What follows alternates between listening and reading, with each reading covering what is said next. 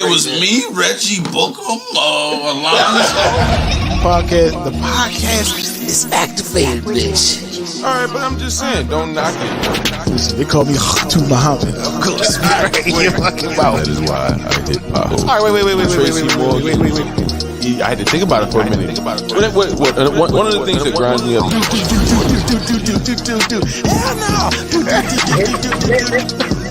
Script, which ain't script? We just standing there like I'm sorry, like we live in fucking Philadelphia. Like he lost a football game for the team and shit. Like he fumbled at the 4. You said like Reggie Bucum, like Bucum. Yeah. Reggie Bucum. Welcome. Every time I hear this shit, I think of Hove and shit. Yeah, right. Are you not entertained? Nice. I ain't got no fucking license. I don't feel like it today. Hold on, I'm gonna give you niggas the background though. Hold up. My bad. I am tripping on that shit. While he does that, I'm gonna welcome y'all to another installment of the Reggie Bucum Podcast. This is episode 12, season 2. We appreciate y'all tuning in with us, man, for another installment. Like I said, I want to remind y'all to please like, share, and subscribe to the YouTube channel. Huh? Sammy Doggis Jr. over here tap dancing on the fucking floor with his long ass nails. For the dog. Yeah, this nigga sound like a fucking a Haitian, what you call it, the motherfuckers that throw bones and metal plates. I wanted to remind y'all to subscribe to the YouTube channel. Make sure y'all hit the notification button so y'all can know when we going live. Make sure y'all follow us on the social sites. Instagram is the Reggie Bucum Podcast. Facebook is just Reggie Bucum. We appreciate y'all tuning in. Everybody that's watching on YouTube, everybody that's watching on Facebook Live. Like I said, we appreciate y'all tuning in.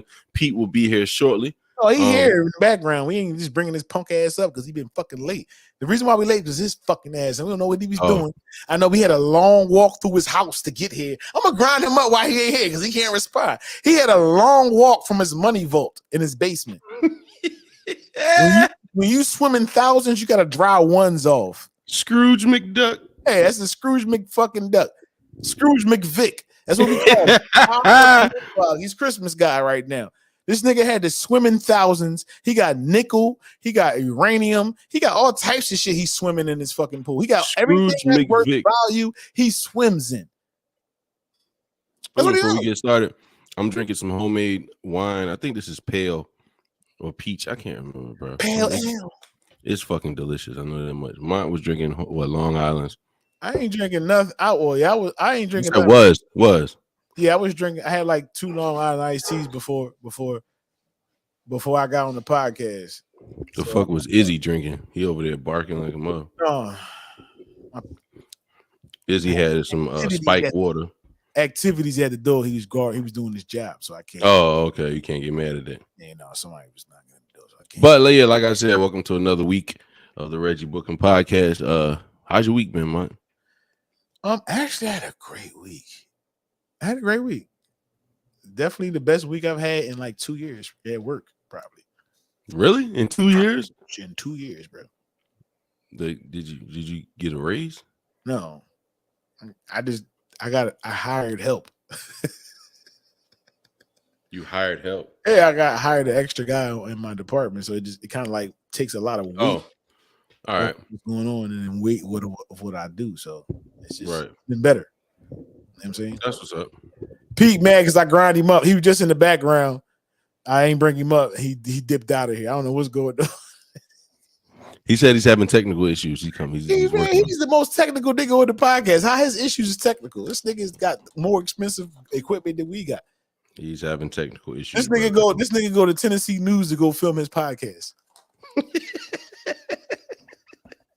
Tennessee News. Tennessee One has a delay on 10 o'clock news because Victor is still on this the nigga goes to Tennessee. That's why he gets off at 9 o'clock. That's why we get off. We would go to like 10, 11 o'clock, but he got to get off because the 10 o'clock news at Tennessee comes on. And they need their cameras. They need the cameras in Nashville. Yeah, I'm telling you. I think I'm lying. I think I'm joking and over-exaggerating. I'm telling you. All you see is a picture of Pete. You hear WKKY. Yep, that's all you see. The picture of Pete like this. thick thumb ass nigga. This nigga got a fucking Neanderthal thumb. He got the first thumb to man. What? He got the first fingerprint. Found that shit on the stone. There's just 2 lines on his thumb. He says 2 lines. He got a blank thumb with 2 lines on it. Like, this nigga's got the first thumb in history. Yo, I hate when they send me. I know nobody on here right now. Yeah, nobody is watching it all.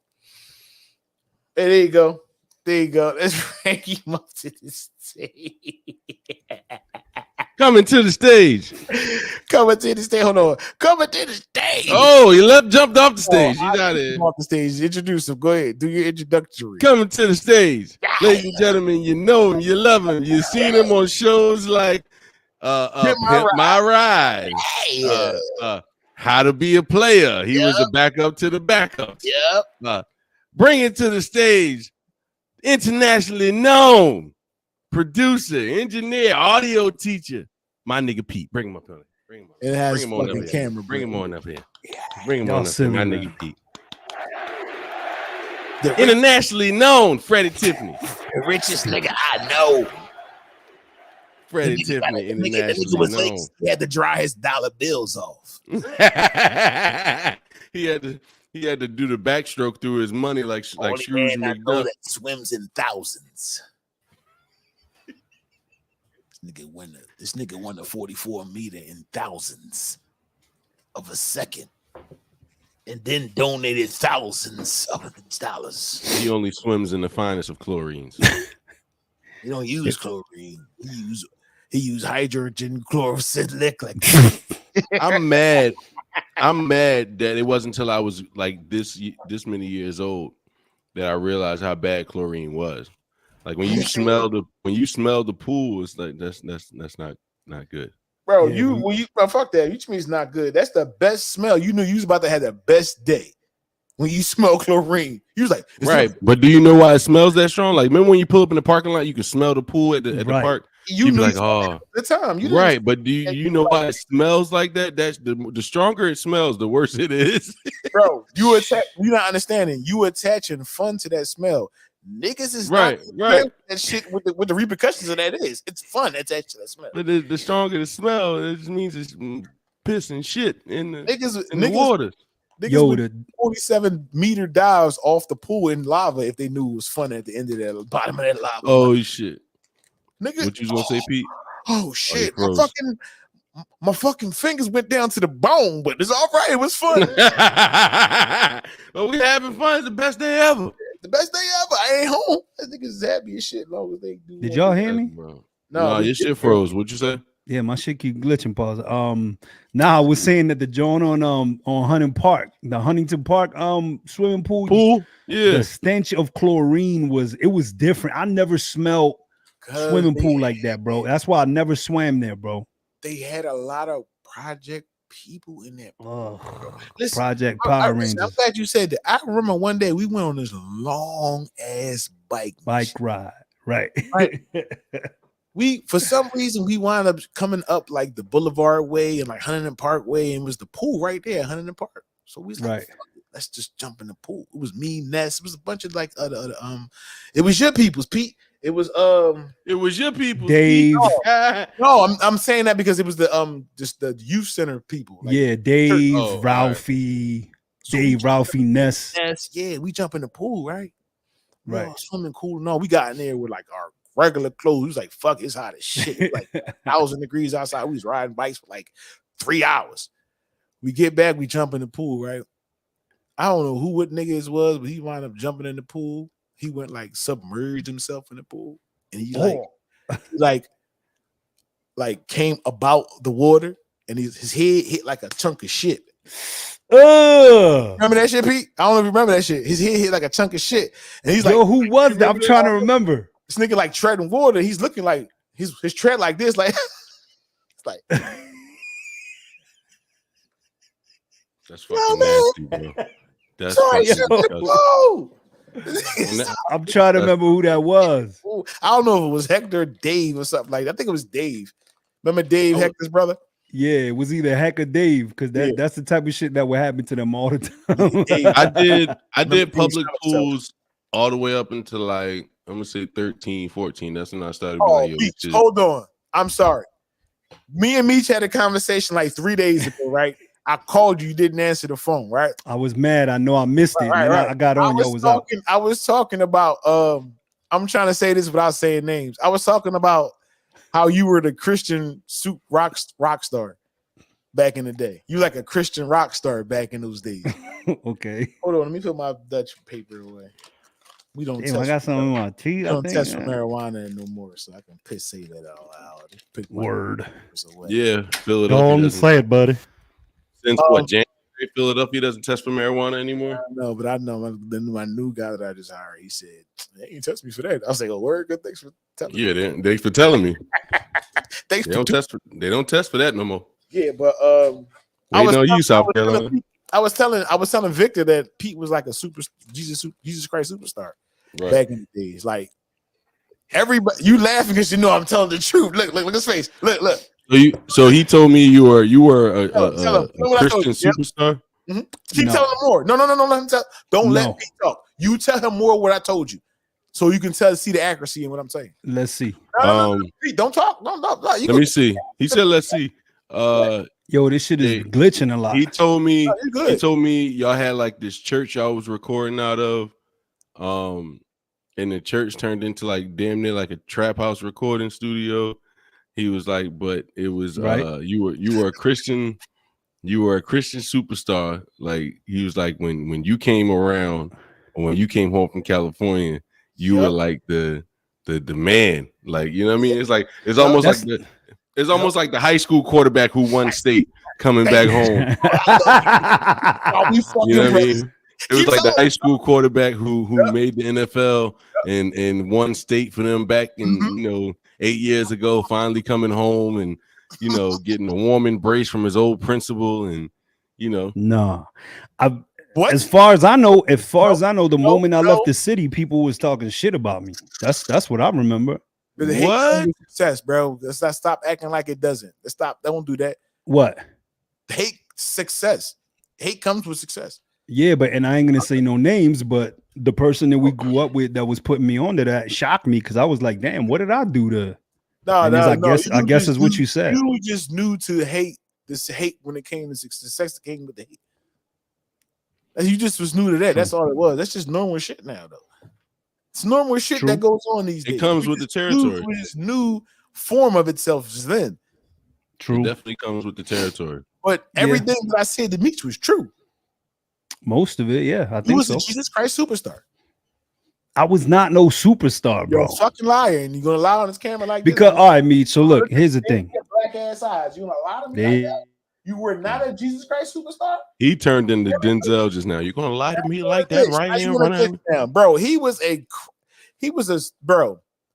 had the keys to Jesus studio. Like he had the come on, bro. He had the keys. You good? He had the keys to Jesus studio. It's hilarious. You stoop. Oh my God, man. He had the keys to Jesus studio. Come on, man. He's out here, bro. Meech, stop encouraging this dude. Stop. No, I'm not. He's not encouraging anything that's yes, he is. Lying. Snoop lying. But what is that? That's nothing is popular in a church. You was a Jesus Christ superstar. You was a star in the church. Hey, Tantrum, a little bit, yeah. No, don't say a little bit. But now you being modest now and trying to dumb play now what I'm saying. So I'm telling the truth. He's talking about a little bit. No, it's a whole lot of bit. But see, this is the reason why. I mean, look, you got a point. Where are you? Okay, so listen. I'm not justifying nothing. I'm gonna say yes. You were right. That's it. You were right. All he would do is let's Meech. All he would do is get on the piano, and the sun goes down. Everybody would gather, bro. Everybody would fucking gather around the piano and listen to Pete fucking play the piano and sing, bro.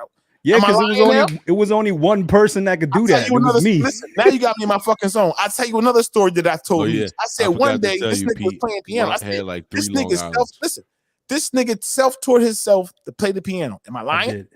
You're not lying. This nigga's a fucking scholar now at playing the piano. But he's You self-taught taught yourself how to play the piano? So now it tells you that I'm not lying about anything that I'm saying right now, right? So the next day, like, Pete played the piano. This was like 5 years, right? Say today is December 1st, right? Mm-hmm. This nigga playing the piano, right? We know he played the piano. Tomorrow, this nigga know how to play the guitar full-fledged. We've never seen him touch a guitar a day in our life. This nigga, somebody gave him a guitar and he was playing that shit like he was fucking extreme more than words. Like, I said, how you do that, bro? Yeah, you're right. Some people are just musically gifted. You know what he is? I'm just proving my point. How he was a Jesus Christ. I'm about to make you understand how much I understand what you mean. So you're telling me, Pete was the musical Bo Jackson. No, nigga, I'm telling you, he was the musical Gambling Huff. Nigga is what I'm telling you, dog. This nigga wrote music and everything for people. Now, when I say he's the musical Bo Jackson with athletically. Oh, I got you. Multifaceted. Right, Bo Jackson never lift weights like that. No, I got you. He was just genetically built. You know what I mean? So to give you an example, Meech, right? And he's right, he's not lying. But to give you an example, like when everybody started making beats in the hood. First of all, I'm gonna mute his mic. Fuck that. Don't let him downplay anything I'm telling you. Don't make Don't make him see like I'm trying to be modest about it. No, he was that guy. I'm telling you. No, see, this is who we are, though. I'm gonna tell you like this: the people that was the guy when he came around stopped being the guy because he was the real guy. I mean, it'd be like I won't argue with that. I won't argue that with you. Continue. I'm sorry. I just want to make sure because I'm not banging this shit up, bro. Yeah, I'm not over exaggerating any type of facet. You're not. Can you hear this? I'm mute my mic.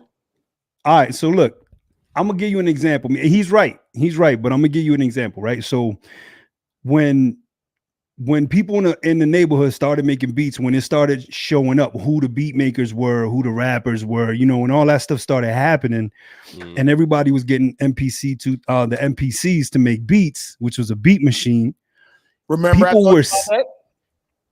people were sampling records. XL is what I told you. Remember, I said I had the MPC 2000. I said Pete had the better one because he had the 2000 XL. Remember, I told you that, Meech. Not making nothing up. I just want to make sure I'm. No, you're right. I had the XL. So the thing was, right, everybody was sampling records, but I was sampling records and then I was playing on top of them. I was playing keys. I was throwing organ stuff on top. If it needed a guitar and I couldn't find the right sample, I would go get a guitar, bring it, sample it myself, and then, take it that way. So that's why I stood out in the neighborhood on the beat side of it, is because I was playing on top of the samples and nobody was doing that. So of course that comes with a little bit of extra like notoriety, like, oh damn, this the boy right here that blah blah. Like to me, and I'm not gonna. It also makes your shit more distinct. It's like almost putting your tag on the record without putting your tag on a beat. You know what I mean? Right. Like being in the studio with Storch, right? And Storch is like, yo, show me how you like, make beats, like how you whatever. And then me doing it and him being laughing, like, yo, that's the same shit I do. And then he's sitting there like, all right, so do you normally blah, blah, and we just shooting ideas back and forth. But that's crazy. He also is the same way. If he sampled anything, he played on top of it. You know what I mean? So stuff like that. And there wasn't really a lot of people in the neighborhood doing it. And really in the neighborhood, there's boys in that neighborhood right now, they owe a lot of shit to me in terms of like their little bit of success in the neighborhood. Like there's a couple boys out there. If I say their names, you know who they are. They like the local boys. And I don't mean that in like a disrespectful thing, but no, that's what they are. You know what I mean? And none of them boys could stand me. I don't know why. Apparently when I left Philly, I scarred somebody. But yeah. So what age did you leave? I left at like basically like fully left. I was 22. Okay. Because I know you've been going back and forth to LA and stuff like that since a kid. But right. When I was 17, I dropped out of high school because I had a deal in New York. So I was living in New York 4 days out of the week, going back and forth, back and forth. I'm back And with it- the corrections. He's taking it too far. Listen, he's taking it too fast. He you don't understand. He's telling it from his perspective. It's gonna be minute from his perspective. You understand what I'm saying? Like you're not understanding it from, let's say, okay, he's making the beats, he's a talented, well, he's already doing it. It's second nature to him. But I'm not being, listen, look at my face. No, I'm laughing because you can't hear what I just tried to do. Oh, I got All you. right, I'm being dead serious. But from somebody who's on the outside looking in, that's seeking that kind of talent, it's like, this motherfucker's a genius. Like, how the fuck did he do this shit? So when I say like he's a Jesus Christ superstar, I'm being funny when I say that. But the nigga was like one of the most talented niggas in the fucking hood at that point. Right. I will say that. I'm being funny. I'm trying to be funny and make light of it, but I'm being dead serious about that. No, Like, you're right. That's accurate. You see me do on the computer and maybe like mixing. The nigga taught me. I watched him do that shit from scratch. Nobody teaching him. I watched that. There's a lot of tears involved. Yeah, frustration. I'm being funny, but I'm being 100% honest. I'm giving you your praise. I'm giving you 100%. I'm being 100% honest about it. Like I appreciate that. I didn't watch nobody do no shit like that before. I was like, damn, how the fuck you do that? You like, I just had a dream one day and God told me to do this. And I did it. It's true. It was weird shit, bro. It was weird shit. You had a dream one day and God told you to do this? That's being funny, but it seemed like that because, like I said, he played piano. Everybody knew he played piano and he sung. But when it came down to the guitar aspect, it was funny. It was like he just said, "Okay, it's a guitar." He grabbed it and was like, "Yeah, there's a song on the record like he figured it out." It was like he gave me the guitar. He figured that shit out on. He gave to me the black one, right? I have it in my garage to this Yeah, day. the black guitar, right? I will pause this and go get it. Like, no, you know what's crazy about that though? What's crazy about that too is I forgot I gave you that guitar, the black joint. Yep. Yeah. Well, there's a song on the record. There's a song on the Badlands record that I went and bought a guitar because I didn't feel like paying nobody to play it on the record. So I went and bought a guitar for like $150. Took me like 2 days. I wrote the whole song, recorded everything piece by piece, produced it, put it all together. And to this day, people still like, yo, who's the guitar player? Because on the credits, the song is just drums and guitar. And on the song, there's no credit for the guitar player. So people still ask, like, yo, who played guitar on that? And I'm like, me? Yo, the best description I can give you at that time, he was for let's say the most of the Latin North Philly. He was the Dr. Dre of the Latin North Philly. Am I lying? I like to think so. I'm not making anything into this up, bro. I'm just talking about of that area. Maybe in the black area, maybe nobody they had their own whatever. But in that area where I grew up in, I know for a fact I've seen it. He was like the Dr. Dre. Yeah, no, North Philly was definitely mine. Hey, the Dr. Dre. Dr. Dre. North, like for sure, North Philly was mine. I mean, shout out to Brown, my man Brown from Scar Living. But they also that's the second nigga that was like, okay, Brown and Pete, them two going at it. Them two would be doing crazy shit. Like Pete would appreciate shit Brown do, and Brown would appreciate shit Pete would do. Cause like Brown was more of a Kanye-ish producer. Like Brown didn't play a lot, but his sampling game was fucking immaculate. No, Brown was dope. Immaculate, bro. Dope. And Pete had Pete was able to play music. So they will always appreciate each other's production. I will always talk to Brown and then Pete like, oh, this shit's crazy. But because like they will appreciate what each other couldn't really was good at. You know what I'm saying? It was like, yo, he's good at that. He's good at that. And I appreciate that about him. Like I watched that shit, bro. And then I watched the little babies come from them two niggas. It was a mutual respect. You know no, Brown was dope too. But yo, that you were there, right? When I sampled that record? Yes, I was there when you sampled. So Meech, that joint from the Rocky movie, right? Yeah, I said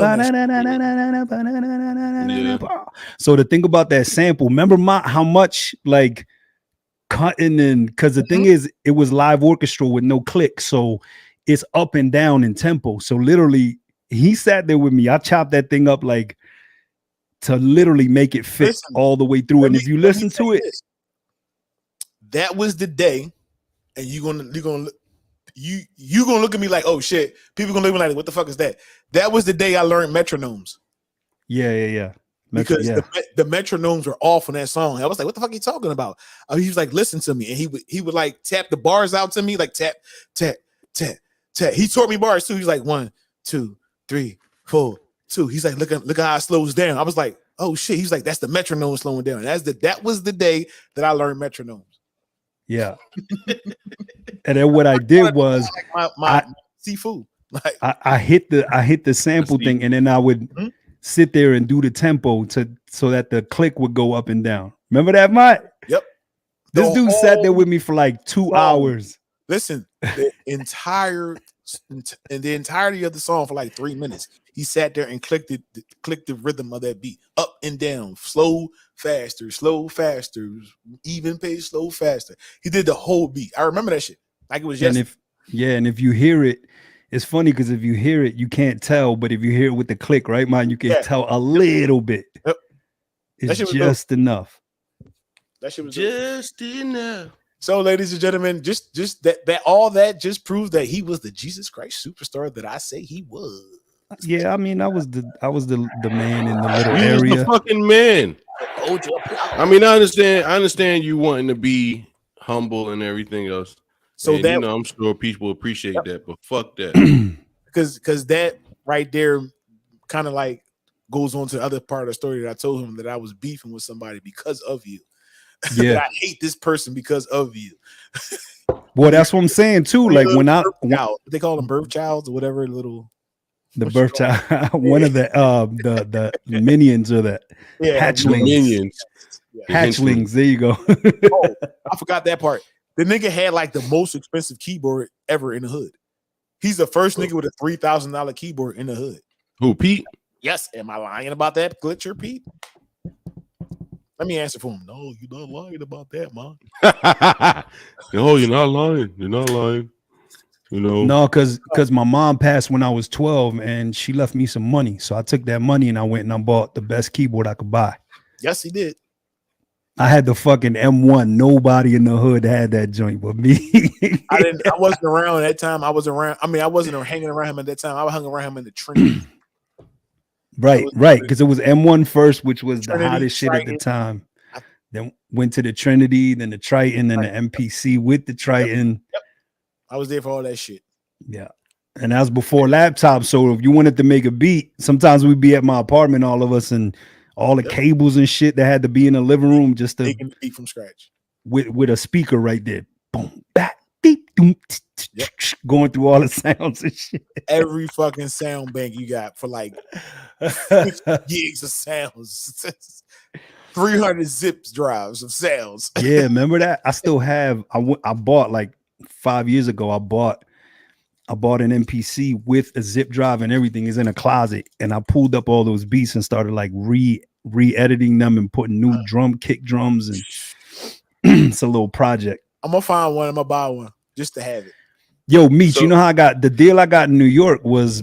Basically, I was going to ask you because now I'm fucking. I mean, I've been interested, but now y'all be talking about it. I was going to ask you, what was your first deal? So the first deal was basically these dudes that they was the Hydro Kings in Philly, right? They had a studio in New York. They was New York boys. So this boy Knox, he was one of the rappers in the group. Knox, a guy we grew up with. He dope lyricist, whatever. And at the time, my cousin and him was like the dopest lyricists in the neighborhood. Like I say, right in that region, Spanish region over there. Like I said, city. If you go to black regions, they will say something different. But from when I grew up in that Spanish region, those were the guys. You know what I'm saying? Yeah. So basically, our group was like, in that region was the shit. So he was on that side of town. Yeah, I don't know how he ended up. He was kind of like getting away from the group a little bit, hanging out with another circle of people, and these dudes was on the block he was on, and they was asking like, "Yo, who got beats out here?" And he just happened to hear it, so he was like, "Yo, my man's a number." Blah, blah. So he played them a bunch of our shit, and they was like, "Yo, bring the boy over here."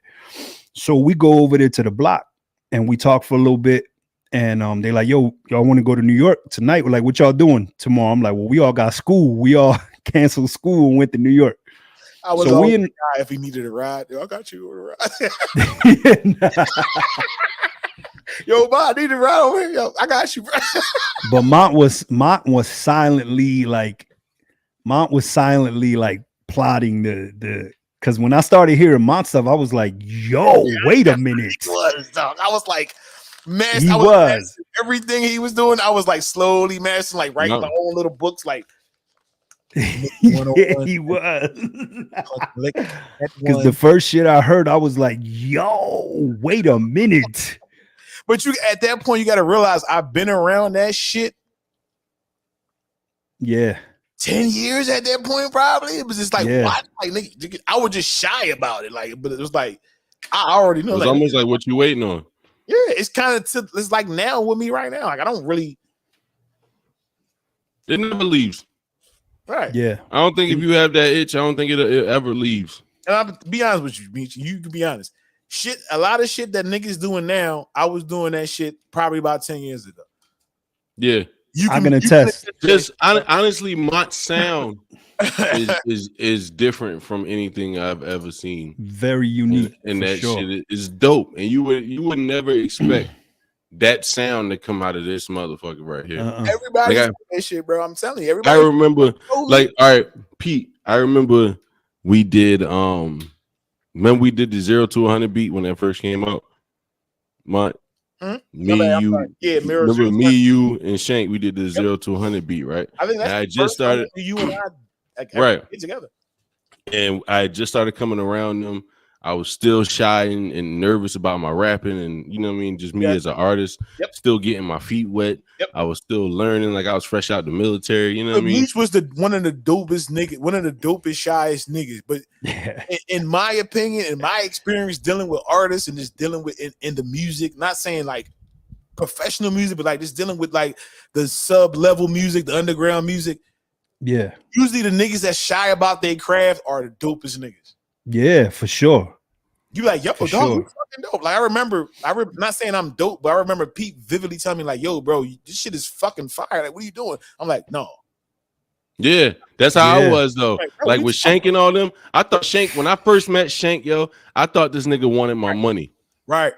I But you thought can because I play was it going to the with nigga to record and I was just straight cash. Because my thing is I always like to do good business because I don't never know, you know, down the road. Number one, I just want to do good business. I want to have that reputation as somebody who does good business. Right. And then down the road, you know what I mean? You never know what that can lead to later on, other business ventures and you know what I mean, shit like that. So I always try to do good business. So when I started going to Shank, you know, recording and stuff, I was straight cash. You know what I mean? I ain't owing you nothing here. I'm cashing out. And I was going religiously every couple weeks. I'm coming back. And, you know, I got my stuff prepared. So I was always like that. I'm not wasting no money in the studio. So I'm having my shit prepared. I'm going to rehearse my shit. So when I go in there, I already know, you know what I mean? We're going to get it done. So at first, the nigga was like, yo, your shit is dope, bro. I like your sound, this, and that. I'm like, nigga, I'm just starting out. This motherfucker just want my money. Like he just want me to keep coming here to record so he can get some bread off a nigga who wants to record all the time. But I started hanging around these niggas learning, and then slowly but surely I saw these niggas was learning from me. So that's when I started figuring out like, okay, this shit is working. I'm gonna tell you something that you wasn't there for. I remember sitting around the table and him playing. I remember sitting in the basement, him playing and shit. He was like, yo, bro. He's like, hi. He was like, you know, pinky, yo. He's like, pinky up and shit. Yeah, pinky. How you feel about this boy right here? I was like, I said, this boy hot right here. I said, I'm gonna tell you why I like him. I said, he don't sound like nobody up here, bro. I said, he sound like him. Or he sound like somebody I can point that's in the like the down south, the southern region. I said, he don't sound like nobody up here. And every time he get on a song, damn, I'm tripping. Every time he get on a song, he stands out because he don't sound like nobody on the song. Yeah. Every fucking time, bro. That's dope. If it's from a hook or just a verse, he's gonna stand out because that nigga got a country North Philly flow. It's the weirdest shit. Yeah, I gotta pull up some of those records. Are they on YouTube? I got a couple videos on YouTube. Send him some links in the joint. Yeah, I gotta see that. Yeah, I'll send you some stuff. right in the group. Yep. I seen some stuff. Yeah, when I was in that next day when we went to New York, right? What sealed the deal was the CEO of the company was starting to rap because he was the owner of the company. He was starting to rap because the artist was being lazy, right? And he ended up being dope as shit. But it was just me and him in the room, and he was like, yo, all the artists was on the way to the studio in Manhattan. And he was like, yo, it's gonna be like 8 of them. You know what I'm saying? They're gonna basically form a line, probably trying to get you to make beats if they like your stuff. So I'm like, yeah, cool. He said, but first, before we do that, you gotta make a beat for me. Right? He's like, you say you play keys. I always wanted to rap to this Beethoven thing. And I'm like, which one? Fur Lisa. He's like, I don't know what it's called. So I played it, which is the Ice cream truck, John. Hey, Pete, right. Pete, remind me of Eastwood when you finish this. All right. Eastwood, okay. You remember him? So who? Dutch brother. You remember him? All right. So he turned to a ghetto studio, but keep going. So about 10 minutes later, he walks out of there with the beat on a CD. He's like, yo, print that. I'm ready to go ride to it. I'm gonna be back. And at that point, people was already in the other room. He came back. My man came back with 10 grand in a bag and was like, all right, put it on the table, like, boom. How much you want per week to basically stay here and make beats? I was like, oh, I need a $10,000 down payment. First, he gave me the 10 grand, and I went and I basically paid for my rent for like 2 years. Oh, I never heard the story. Yeah, and then basically was paying me for a little while. Was paying me I'm like gonna be 5. very honest. From outside looking in, I always thought that came from the church. No. I know. Listen, I know you wasn't really a worker type dude. You had musician jobs. Wait, right. Like right. you had like, I'm just stopping by to make a few bucks to get me by till I get successful. You had them kind of jobs, skid jobs. You didn't have like permanent jobs. Correct? So that's true. And I was giving a lot of money to my grandma. Right. People don't know that. A lot of people were like, yo, because too, like a lot of our friends we grew up with, they were spending money, they would get paid and spending money to get fresh. Normal shit at that time. Right. You know how it is, but I was never like that. Right. I was jeans, Timbs, and a t-shirt. I didn't care about Jordans or expensive Jabos or whatever was hot at the time. He always had Timbs on. We played basketball. He balled in Timbs. That's all I had. You was that boy in the squad. It was always a nigga like that in the crew. I had it no was sneakers. It was always a nigga like that in the crew. They always had Timbs on, and they balled in them shits. They did everything in them Timbs. He was a nigga that cleared the rough house out. Yeah, because ain't nobody trying. You stepping on everybody's fucking feet, man. Get that. You got it. You got it. You got it. You got the rebound. Yeah, that nigga that played Timbs, that nigga in the Timbs that played rough houses, he got it, dog. Yeah, you got the rebound. You got that. hard rebounding ass nigga. Yeah, cool, stay out his way. And then my old Timbs, I would use them for tackle when we would play tackle. I would use my old Timbs. I'm telling you, what the fuck is wrong with you? You did everything in 10. Your feet are horrible right now. No. He got big ass feet. What I'm saying is, what size do you wear, Pete? Dog, how? Wait. First of all, what size do you wear, Pete? Wait. Listen, hear me out. Are we talking about the length of his foot or the width of his foot? The width is I have wide feet, bro. The width he wear 5. Yo, stop playing, man. Nigga's a walking. It's not that bad. He's a human platypus. This nigga's a human platypus, man. My nigga could crack a can open with his foot, bro. Man, like this.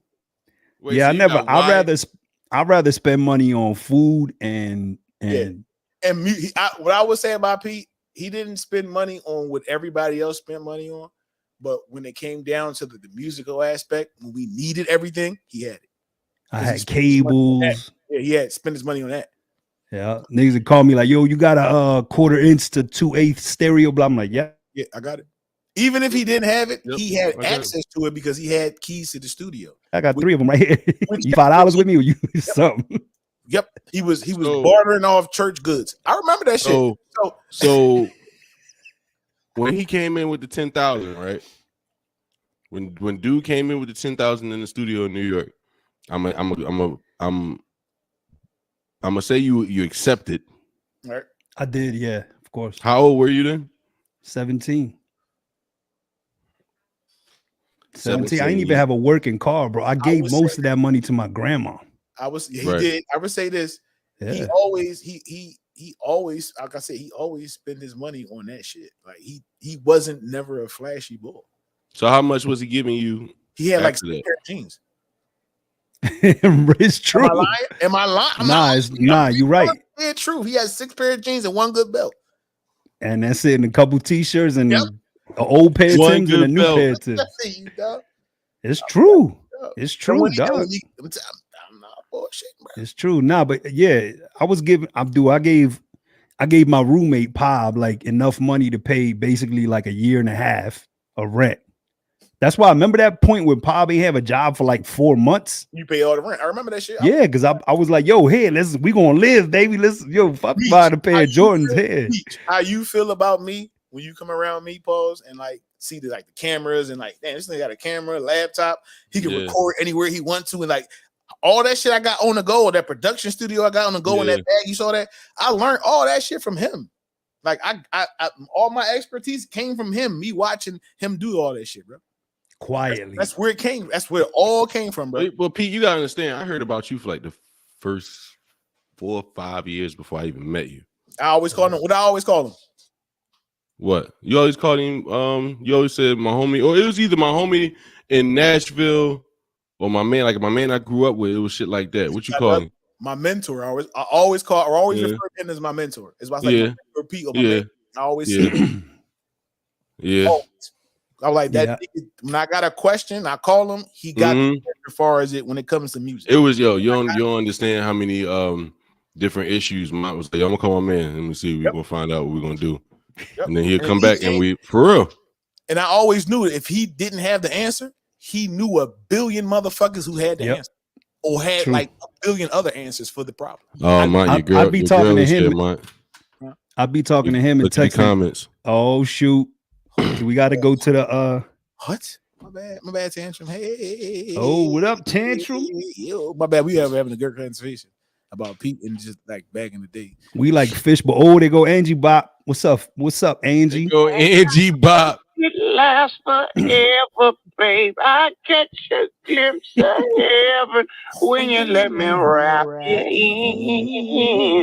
in my warm embrace. Damn, Angie got her own theme song. So who said in one of the episodes, somebody was like, yo, I want a theme song too. It was Nikki. Yeah. Right. You know what we need to do for Nikki? I gotta break the other half down. What? That joint? Yeah, it's like I'm making life forever. Yo, I sent y'all so many links, dude. Like for this pod. Oh my god. Yeah, I saw it. That shit was yo. You seen the joint where they had let me tell you something right now, cocksucker. You're not gonna die. You're not gonna die, cocksucker. All week I've been watching Joey Diaz and Danny. Yo, Joey, I love fucking. Let me tell you something right now. But no, go back to what we talking about. Like that nigga Pete was that boy. I'm sorry to gloat about it, but Pete was definitely that dude. He was. I mean, I believe it. Timberland. He was our Dre at that time. Like, that nigga was that guy at that time, bro. For sure. He definitely set the blueprint. I'm not gonna lie about that. In that section, and for a few, maybe even if it's for 5 people, he definitely set a blueprint for 5 people. And I would definitely say this: for those 5 people who followed that blueprint, they were successful for a time. A long time in that city. I'm not gonna say a long time because I don't know, but I would say they were successful for a time. A time at least, yeah. For a time. Well, there's one specific name that dude basically, when he bought his first keyboard, he brought it to me. Like, bro, how does this work? I broke it down. You know what I'm talking about, right? I tell you this. When I tell you this, Pete had the Triton first, then he had the Trinity, right? He had the Trinity, right? The Trinity was the holy grail of keyboards at that time, right? Yeah. Now, I'm not sure who made that keyboard, but the rival to that keyboard was like the Xbox to that PlayStation was like the motif. He came with Pete with the motif. The motif. So I already knew when you bought the motif, I already knew what you wanted to do. You didn't want to get what he got. You wanted to rival what he had. Yeah. So you automatically was coming in as a rival. You wasn't coming in as somebody who wanted to learn that shit. But Mont called it, and I was like, nah, man, he just a young boy. Mont was like, all right, you'll see. It's one thing I'm sure is knowing the people's intentions on the rip. And sure enough, I left, and when I came back for the first time, dude, I was hearing crazy stuff, and then I saw it with my own two eyes. I run into the boy at the studio, and while he wasn't in the room, I came in the room and I sat down and I started playing that keyboard, and he came in like, yo, I'm making a beat right now. I'm like, bro, I'm playing keys. Like, I'm smiling the whole time because I'm like, you really talking to me like that? I'm just saying, bro, like I'm in here. I'm like, nigga, I taught you how to use this shit. Like, what are you talking about? And it was crazy. But then that's when I found out that so many people was that hate was there, and it hurt. That shit bothered me because I was like, damn, what did I do? I just soon as that didn't do nothing, man. It comes with the territory. Yo, It was all love when that nigga lived there. When soon as he left to Tennessee, boom, everything flipped. It was like we couldn't wait till that card flipped to the next card. Yeah. It was like immediate. It was immediate. It was immediate. As soon as he left. I mean, I had a little resentment because he left too. I sent them off. I sent them off on the bus and everything. I remember that shit. That was the key. You left on the bus? On one of them days. It was a Kiku call day. I remember that shit. What was I going that time? I was going I don't think it was the Nashville. I think it was. I think he was going to LA. I think you seen your pop at LA or some shit like that. And he was going on the bus? No. I took a bus to the Amtrak to Baltimore, and then from Baltimore I flew out. That's what it was. Yeah, I know your dad living in LA or something. Then I think from LA you went to Vineyard. That's when right. Tennessee. And I think that's when you got your deal. Nah, it was I'll tell you right now, it was Tennessee because I went from Tennessee to Atlanta. Right. And then from Atlanta, remember from Atlanta I went to I went to go see my girl on another dope nigga that I know. Karan is my mentor. That dude. Man, listen. Yeah. Listen, we got to get him on the pod. Pete's my mentor and Karan is his mentor. It's like seafood to seafood. Yeah. And Meech, this dude, remember what was the name of that movie? Remember New Jersey Drive? Yeah. Oh, I keep forgetting you a young boy. Well, he was in that movie. So when I met him, he was in New Jersey. He was he got shot up. He was with the main boy on the whip, and they ended up getting shot up. And the main boy was like, yo, you good? Like they got shot up driving through a park or something like that. He was like, yo, I'm hit. Like he had lines and everything. I tell you I think I know what you're talking about. I tell you a sub story to that same story, right? So when Pete brung him Karan around, right? What's his name again? I can't remember. Karan. When he brung Karan around, right? He was like, yeah, this is my man Karan. He was like, hey, whatever, this nigga make these. He was like, yeah, whatever. This nigga was in New Jersey Drive. What? Nigga was in New Jersey Drive. Yeah, whatever. When a nigga put New Jersey Drive on and showed us, pretty much solidified him as a cool nigga. After that, him and Mont was it's like okay, him and Mont was roasting each other like they was homies forever, bro. That shit was hilarious. Big overbite ass nigga. Get the fuck out of here, dog. Big overbite. But he was so when I got to New York, right? When I got down there that day that we went, that record label had two other boys, producers, Karan, who was dope in his own right. He was like a sample master. He was the one that taught me how to sample. And it was a white boy, and the white boy ain't want me there. He was like, yo, we don't need 3 producers, this and that. And literally like the week, the next week that I came up, the second week I came up, he almost got jumped. He almost got jumped in the studio because he was talking foul about me. And I told you the boys that owned the studio was a basically like a little crime family. It was drug dealer boys. Bro, basically, long story short, he ended up having to leave and never come back. Get something to drink, nigga. And no, I'm good. And then Karan basically was like, yo. So then Karan was like, yo, your stuff is dope, but you gotta work on this, you gotta work on that. Right. And I was mad because I was like, yo, who this dude? You know who I am? Like, I'm nice. Right. He was like, yo, I told him, I said, yo, but I'm nice. And he was like, we get you there. You know what I mean? And he was right. He was right. As he started teaching me stuff about drums and why my drums wasn't hitting right and this and that and how That's to make crazy, the compression work. Yo, and after that, it was like, you know, cut to 3 years later, I'm in a studio with Storch and he looking at me like, yo, all right. Like, all right, boy. Novice Pete was me that you know now. You hear me? How'd you get that link? Like, how'd you The get Storch that, thing? Yeah. I'll tell you off air because Pete was a Jesus Christ superstar. Pretty much that's what it was, bro. I'm not being funny when I say that. Like when I say but you know the story, bro, right? I know the story, but I'm saying is you don't want to speak about it. What I'm saying is everything that I told Meech pretty much is the reason why. I mean, you're gonna tell him the details later, but you were a Jesus Christ superstar at that time. Everything you did was like, it's hilarious. No, it sounds funny. I know you're not being funny. funny. I know you're being serious, but it just sounds funny. Listen, it all started in the church. Am I lying? Mm. No, it definitely started in church. Kind of started his inception of him like knowing his talent started in the church. Mm-hmm. And in New York, the joke was it bled out to secular, it bled out to like regular hip hop music. Yeah, because in New York, dope and him being able to play music out by hand and nobody able to do that shit by hand. Everybody was sampling at that time, make him stood out from everybody else. Right. And he was producing other niggas, which kind of made them stand out because he was doing everything by hand. Right. Now I understand.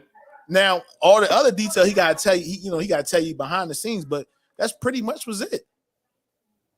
People heard that shit that was connected to other people and sent that shit off to other people, and that and they linked up, and you could tell him after that what's going on. But in other words, but he was a Jesus Christ superstar, bro. Like serious. The wild shit about that is though, the way that whole thing happened, because we had a group. We had my cousin Knox and another boy came later. That was the rap group, and I was a producer.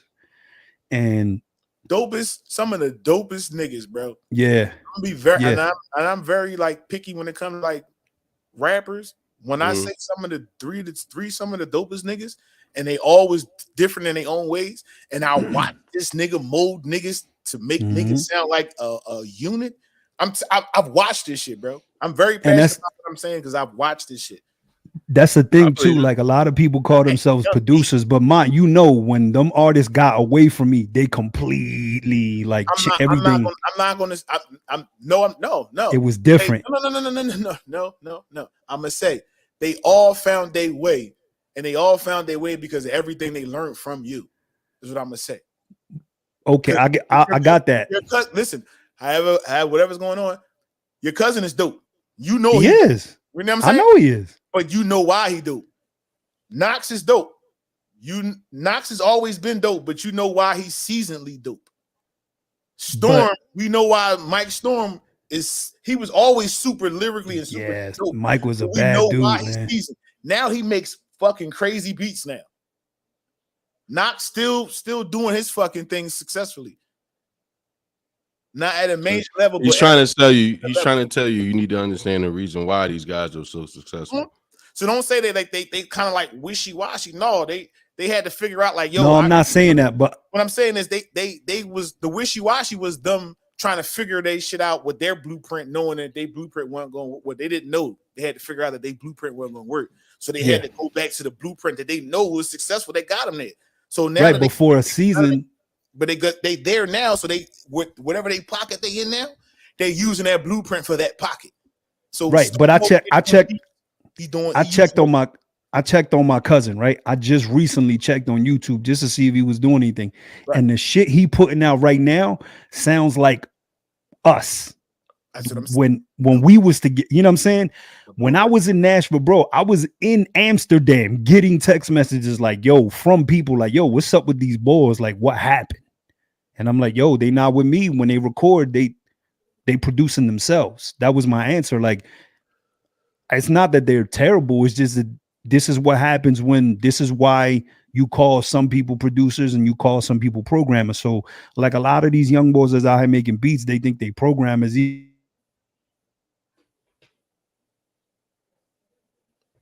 nigga bugged out. Even the older boys. When I came to town, I mean, when I went to New York, that's what Karan told me. He was like, "Yo, you're not a producer yet. You a programmer," and it made me mad because I was like, "Yo, what are you talking about?" But then as you go through that process, you realize, oh shit. You realize, but you didn't realize you was in the mecca of what you was doing. That was right. The inception of hip hop where you were at. So what you were doing was kind of like the watered down version of what they were actually where you were actually supposed to be getting the sound from. If that makes sense. If I'm not watering it down or like miswording it. No, that's correct. All right, just make sure. All right, that's correct. All right, just making sure.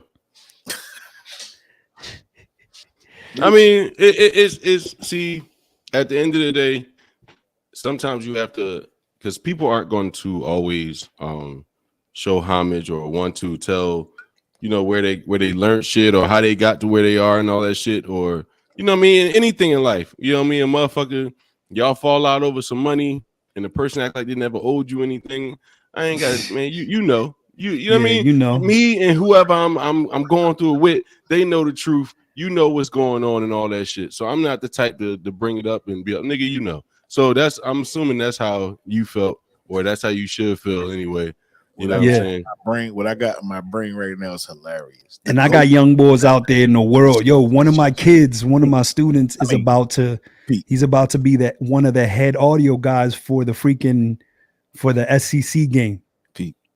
Here we go, Mont. Here we go.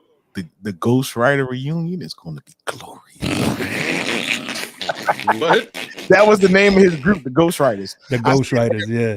I said that reunion is going to be glorious. It's going to be glorious. They fell out like David Ruffin. They all four of them niggas haven't spoken like 20 years. Am I lying? Wow, shit, man. Wow. Think about it. My son is been a minute. He's about to be 13. So add whatever you want to add on to that. Yeah, well, the last time I spoke to my cousin in person, or on the phone ever at all, was like 4.5 years ago.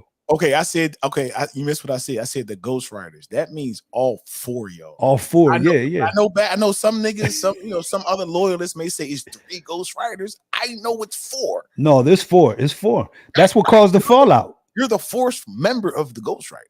I don't care what nobody says. I don't care how nobody feel that you definitely from the inception of that, you are the 4th. Yeah. And you're like the Black Panther. You're like not Black Panther. You're like the Black what's the motherfucker from You're like the Black Voltron. You're the black cat from Voltron. And form the head. Pause. Well, that's the whole reason why why that whole deal got crazy, because basically Meech, they was trying to, a manager and a producer in that world was trying to wine and dine the 3 artists, the Ghost Riders, without me. Like, yo, let's do this deal, blah, blah. And then later on we bring Liquid. And my cousin was like, yo, this whole thing, the Ghost Riders is Liquid. Who's Liquid? Liquid is me. Okay. Right? That's my producer name. So my cousin tells them, yo, I'll tell you what, I'm gonna sleep on it and then I'll get with y'all tomorrow. And it was like, what, you gonna go tell your cousin to look at the contract? He's like, yeah, that's exactly what I'm gonna do. So the next day my cousin brings a contract, like, yo, look at this. I'm looking at it and it's like 80% of the publishing is tied up in the management company and all this crazy stuff. So I'm like, yo, we not signing this. I'm not signing it. You not signing it. And that started a whole thing. But yeah, nobody could ever say that I'm not a ghostwriter. That whole group was what it was because of me, pretty much. But yeah, Meech is just sitting there like, I wouldn't have signed that shit either. It was crazy. Oh, but one of the artists in front of my cousin was like, man, give me that shit. I signed it to try to coax my cousin. My cousin was like, nah, bro. Why would you sign? See, niggas is stupid though. Why would you sign that shit? What type of incentives were y'all getting to sign this contract? It was nothing. It was basically a 360 deal before the 360 deal. So I can understand if money came with it. You know what I mean? Because money always motivates a motherfucker to make bad choices. You need to explain. It sounds crazy right now, but you need to explain what era that was in. You know what I'm saying? Like it's okay. That sounds crazy, but at that time, a lot of people was trying to get deals like they trying to get now, but the 360 deal was like a grand. It was like at that time when they were trying to get deals, that's when like the 360 deal started. Yeah, that's right when it started. Right, they was trying to figure it out. They were putting them out there, trying to get people to bait people in with the 360 deal. That's what it started. Yeah, you gotta say. So it sounds crazy right now, but you gotta tell them what era that was in. It's not. That was in the era when Freeway was signing his deal. All the young boys, Chris, Neef, all them boys were signing. So this was deals. 2000, 2001, 2002. Yeah, right. So you gotta think about that time. Like $50 then ain't $50 now. You feel now, right? You know, so you gotta think about that, right? That's why when Free and them talk about they got $10,000 or $10,000 advance and some clothes. That was crazy then. Yeah, 10 grand. It would have been like 30 grand now. Facts. Right, but what they didn't realize that in the contracts, they were signing over the publisher. 10 grand is 30 grand now. Right, that's what I'm saying. I'm in vice versa. Right, vice versa. Yeah, yeah. They had 30 grand back then with that. Right, exactly. Right now they only had $10,000. But that was like, but thank God for Quran. Right. That Quran schooled me to how all that worked and how it's important to own publishing and all that. So when I saw that in the contract, and mind you, I'm only like 20 years old.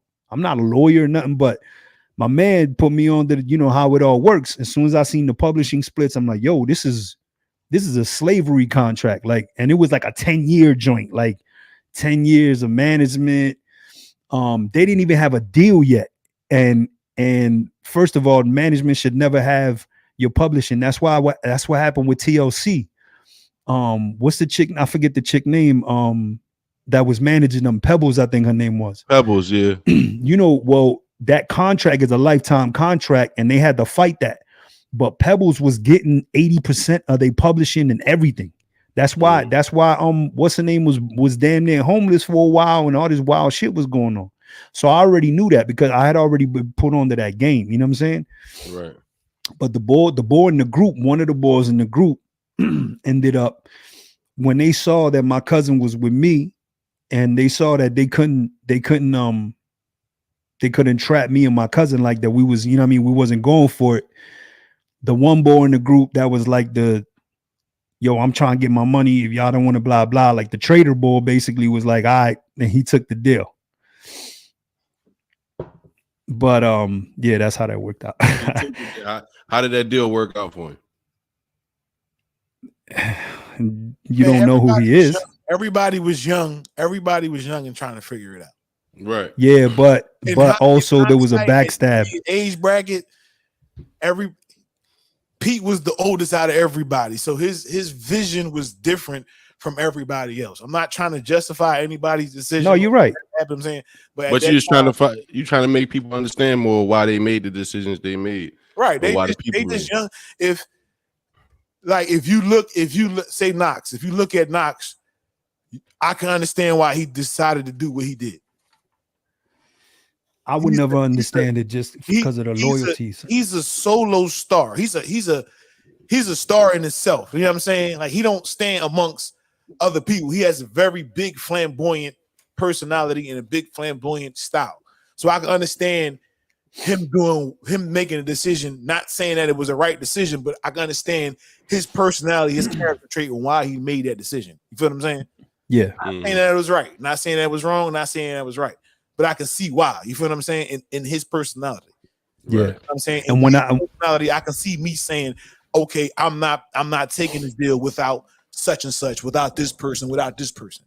I see the character traits in Meech. You feel what I'm saying? He wouldn't do it. But far as, because Meech is not like a standalone solo artist. He's like I got my brothers with me type of family oriented type of rapper is what I get from Meech. You feel what I'm saying?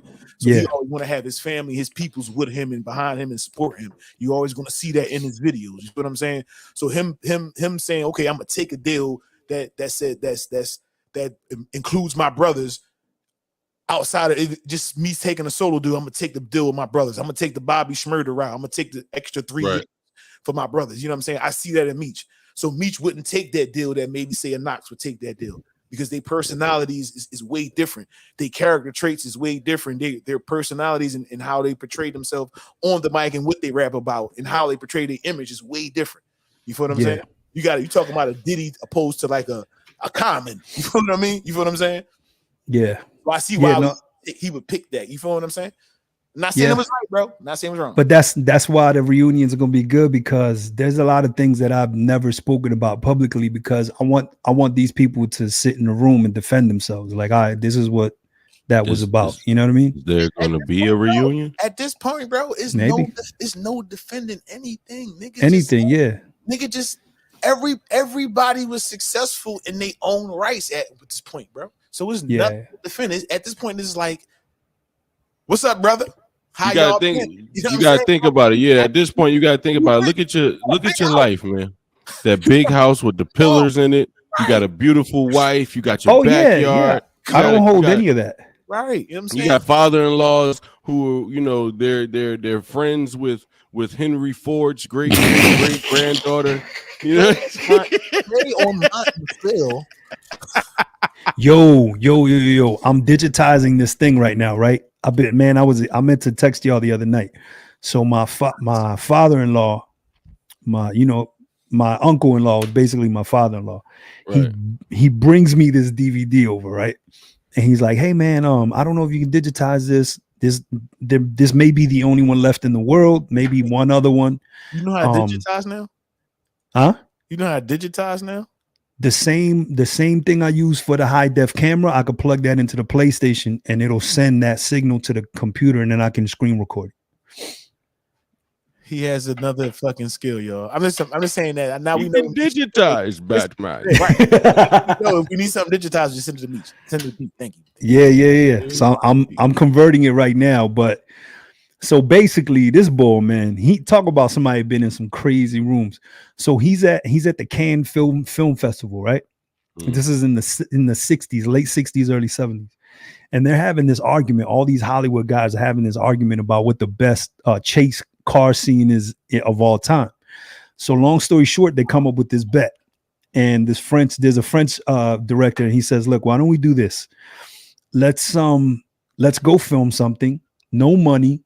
No money at all, no studio money. Don't ask nobody for money. Just go out, film something, and we'll come back next year. And everybody who's in the room now will be in the room, and we'll watch them." So it happens. The next year, it's invite only. Whoever was in the room that night. So they're in the room, and they play a couple of them. Only like 3 or 4 guys did it, and the one that won, the French guy, he was like, "Trust me, I'm gonna win this thing." This dude, hold up. Oh, who the fuck made him a TMZ correspondent? They've been holding that motherfucker for like 5 months. Finally, yo. God damn, yo, play that one more time. That was genius. It was fucking genius. Splendid. Oh, who the fuck made him a TMZ correspondent? Finally, yo, splendid. Finally, continue. I'm out of here. All right, so look, and it's true. There's no proven copies of this. Only a few copies were given out at this party, right? So, long story short, here's what the boy did. And since it's not a copyright thing, we could play it. Like, I'm gonna send it to Mont. It's like, I think it's like 1.5 minutes long, 2 minutes, or like closer to 3 minutes. So basically, this director he got an F1, right? An F1 like car, like a race car. One of his buddies like gave him the permission to use it. They harnessed the camera onto it, right? Now when the thing starts, it basically starts no credits, none of that. It's just wah wah wah wah, and it's pitch black. All of a sudden he comes out of a tunnel. Now the camera's on the front, like on the front side of the car, on the driver's side. There's no GoPro. You don't see what's around you. It's just wherever the car's aiming. Right.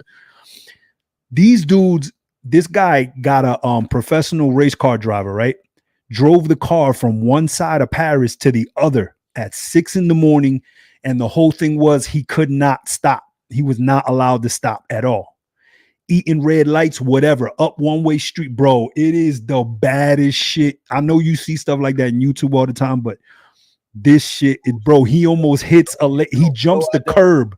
I need this, pros. He jumped the curb, so it wasn't no streets blocked off and nothing. And just like in Germany and Europe, you know how there's like all these little small tiny streets and back streets. Bro, he's cutting through streets. So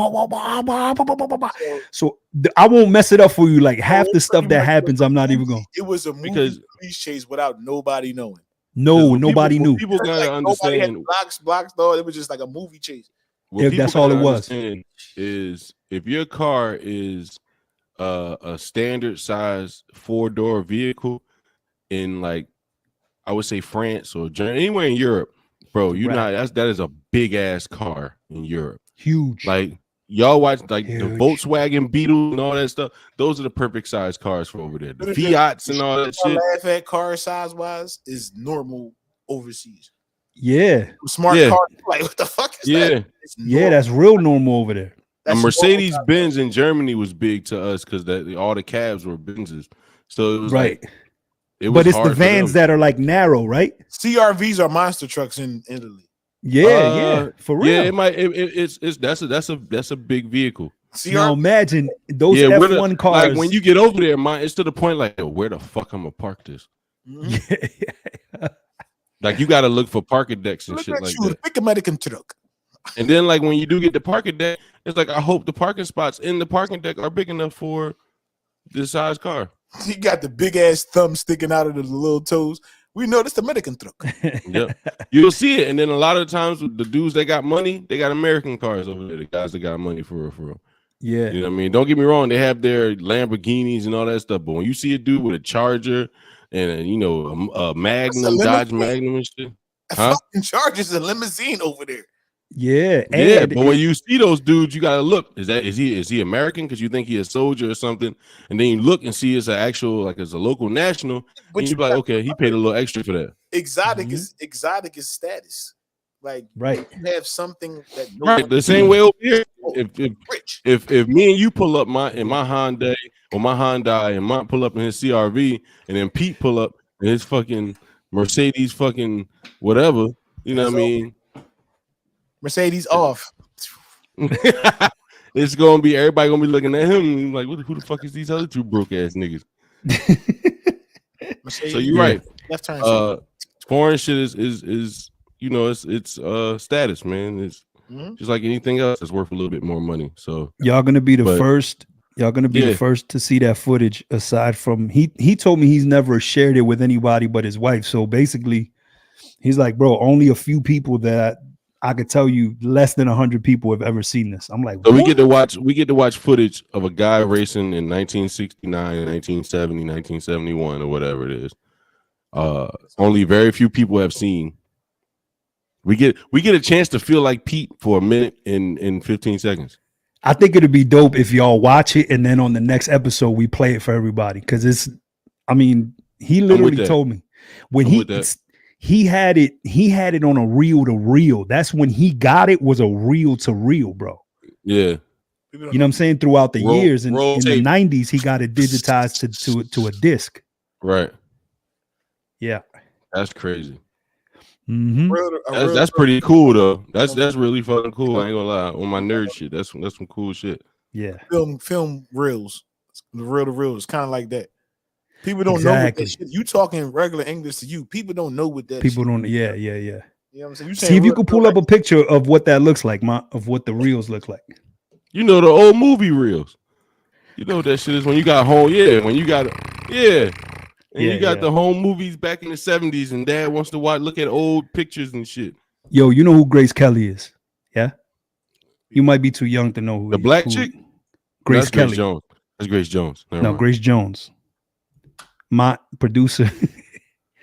This is so Grace Kelly. For anybody that's on the stream or anybody that's watching this after the live, there you go. Reel to reels. You got a few people in here. Yeah, that type of shit. Yeah, he had it on on a mini reel to reel. The shit Ike Turner was recording on before he slapped the shit out of Anime when she was trying. Nut Bush. Right when he smashed the cake in the face. Yeah, that shit. That's what he's talking about. The thing in the middle right there for $849.99. He stole the Halloween goods from her in the booth. Everybody get out. All right, you heard the man. That's when Shot McBride got it. All right, you heard the man. Everybody get out. I see you tomorrow, Rick. Yeah, he stole the goods. I see you tomorrow. Ike. All right, man. All right. Job ass turkey. She was in there. All right. Yeah, like she was in there talking like she didn't know she was about to get her ass whooped. Oh like, man. I remember when he stole the. But yeah, that's what he was talking about. Aroused as a kid. Huh? What'd you say? So I remember being a little aroused as a kid when he stole the goods from her. You were aroused. Yeah, when he was pumping it in the booth. He got turned on as he was raping aroused? the man raping his wife. Yeah, when he's pumping it in the booth. I was like, yo, shit. Yeah, and he bent over. That's because Angela Bassett was so fucking fine, man. What is fine? She fine as hell still too. She's still fine. I thought he had a pent up against the wall. She 60-something years old and still fine. Somebody correct me if I'm wrong. I thought he had a pent up against the wall. He did. I don't know. I thought he just had a bumped up like on a wall because the booth was a whole glass like circular. You know what I mean? It was all glass all around. Yeah, but it was squared off because she was right. I just thought he had her up against the window. And he kicked all the jive turkeys out. Yeah, he told everybody get out. All right, I got Steve tomorrow, man. Get out. Come on, ladies. Get the fuck out of here. Protruding out when she was like reaching out when he was humping on her. I remember I was turned on. I'm telling you. Was that Lawrence Fishburne? Yeah. Yeah, right. Yeah. Well. Hey. Let me ask y'all this question. What was the movie that turned y'all on as a kid? Like, oh shit. When you first got like sexually aroused. I will tell y'all another one of mine. Remember that movie, Kids? I'm gonna make I Kids. think so. Yeah. Is that the one where the girl had AIDS and then the boy raped the girl and all that crazy shit? Yeah. Oh, no, I ain't never saw that. I ain't mean to say that, but he are the girl, the crazy shit. Yeah. I was kind of turned a little aroused by that shit. I don't know why. Really? I don't know why. That movie was sad as shit. I didn't watch that whole movie. I watched the end part with that one part. Yeah. It was doing like the kind of like the. It was sexual. You know what movie turned me on? I ain't gonna lie. Milk Money. Remember Milk Money? No, Milk Money. Yeah. Now. Huh? Milk Money. Yeah. Nah, I'm gonna tell you my go-to John. Basic Instinct. Oh, when she opened, when she crossed the legs. Mm-hmm. There was a couple joints like the Porky's movies. Those were my go-tos. Those are just titty movies, but Roadhouse, bro. I don't know why. Roadhouse. The chick in Roadhouse and the chick in Lethal Weapon, the chick that he was flirting with and they ended up killing her. The Africans killed her. Yeah. Get over here. The old dude, remember? What are you doing? Roadhouse of Porky's Point. When the motherfucker jumped off the boot and he acted like he was like riding a horse. Like that was Porky's. Yeah. Meech is too young to remember Porky's. I remember the movie, but I think I watched that. I remember the movie. I remember that part. I remember walking in like. I'm trying to think of a movie that like turned me on. Bro, Porky's, Roadhouse. That's a good question. Kids don't got that, they just got access to porno, period. They got access to crazy stuff. He had to find it. The next Friday was like a turn on for me. The second Friday? Yeah, that came out. It came out. Listen. Bear with me now. How old? Huh? Listen. That's what I'm saying. Listen, bear with me. When the second Friday came out, I was like 12, 13 years old. All right, so it was 2000, like it was like 2002. Yeah, I was like 12, 13 years old. So when he was smoking, sitting on the couch, and he was imagining the Spanish chick dancing in front of him.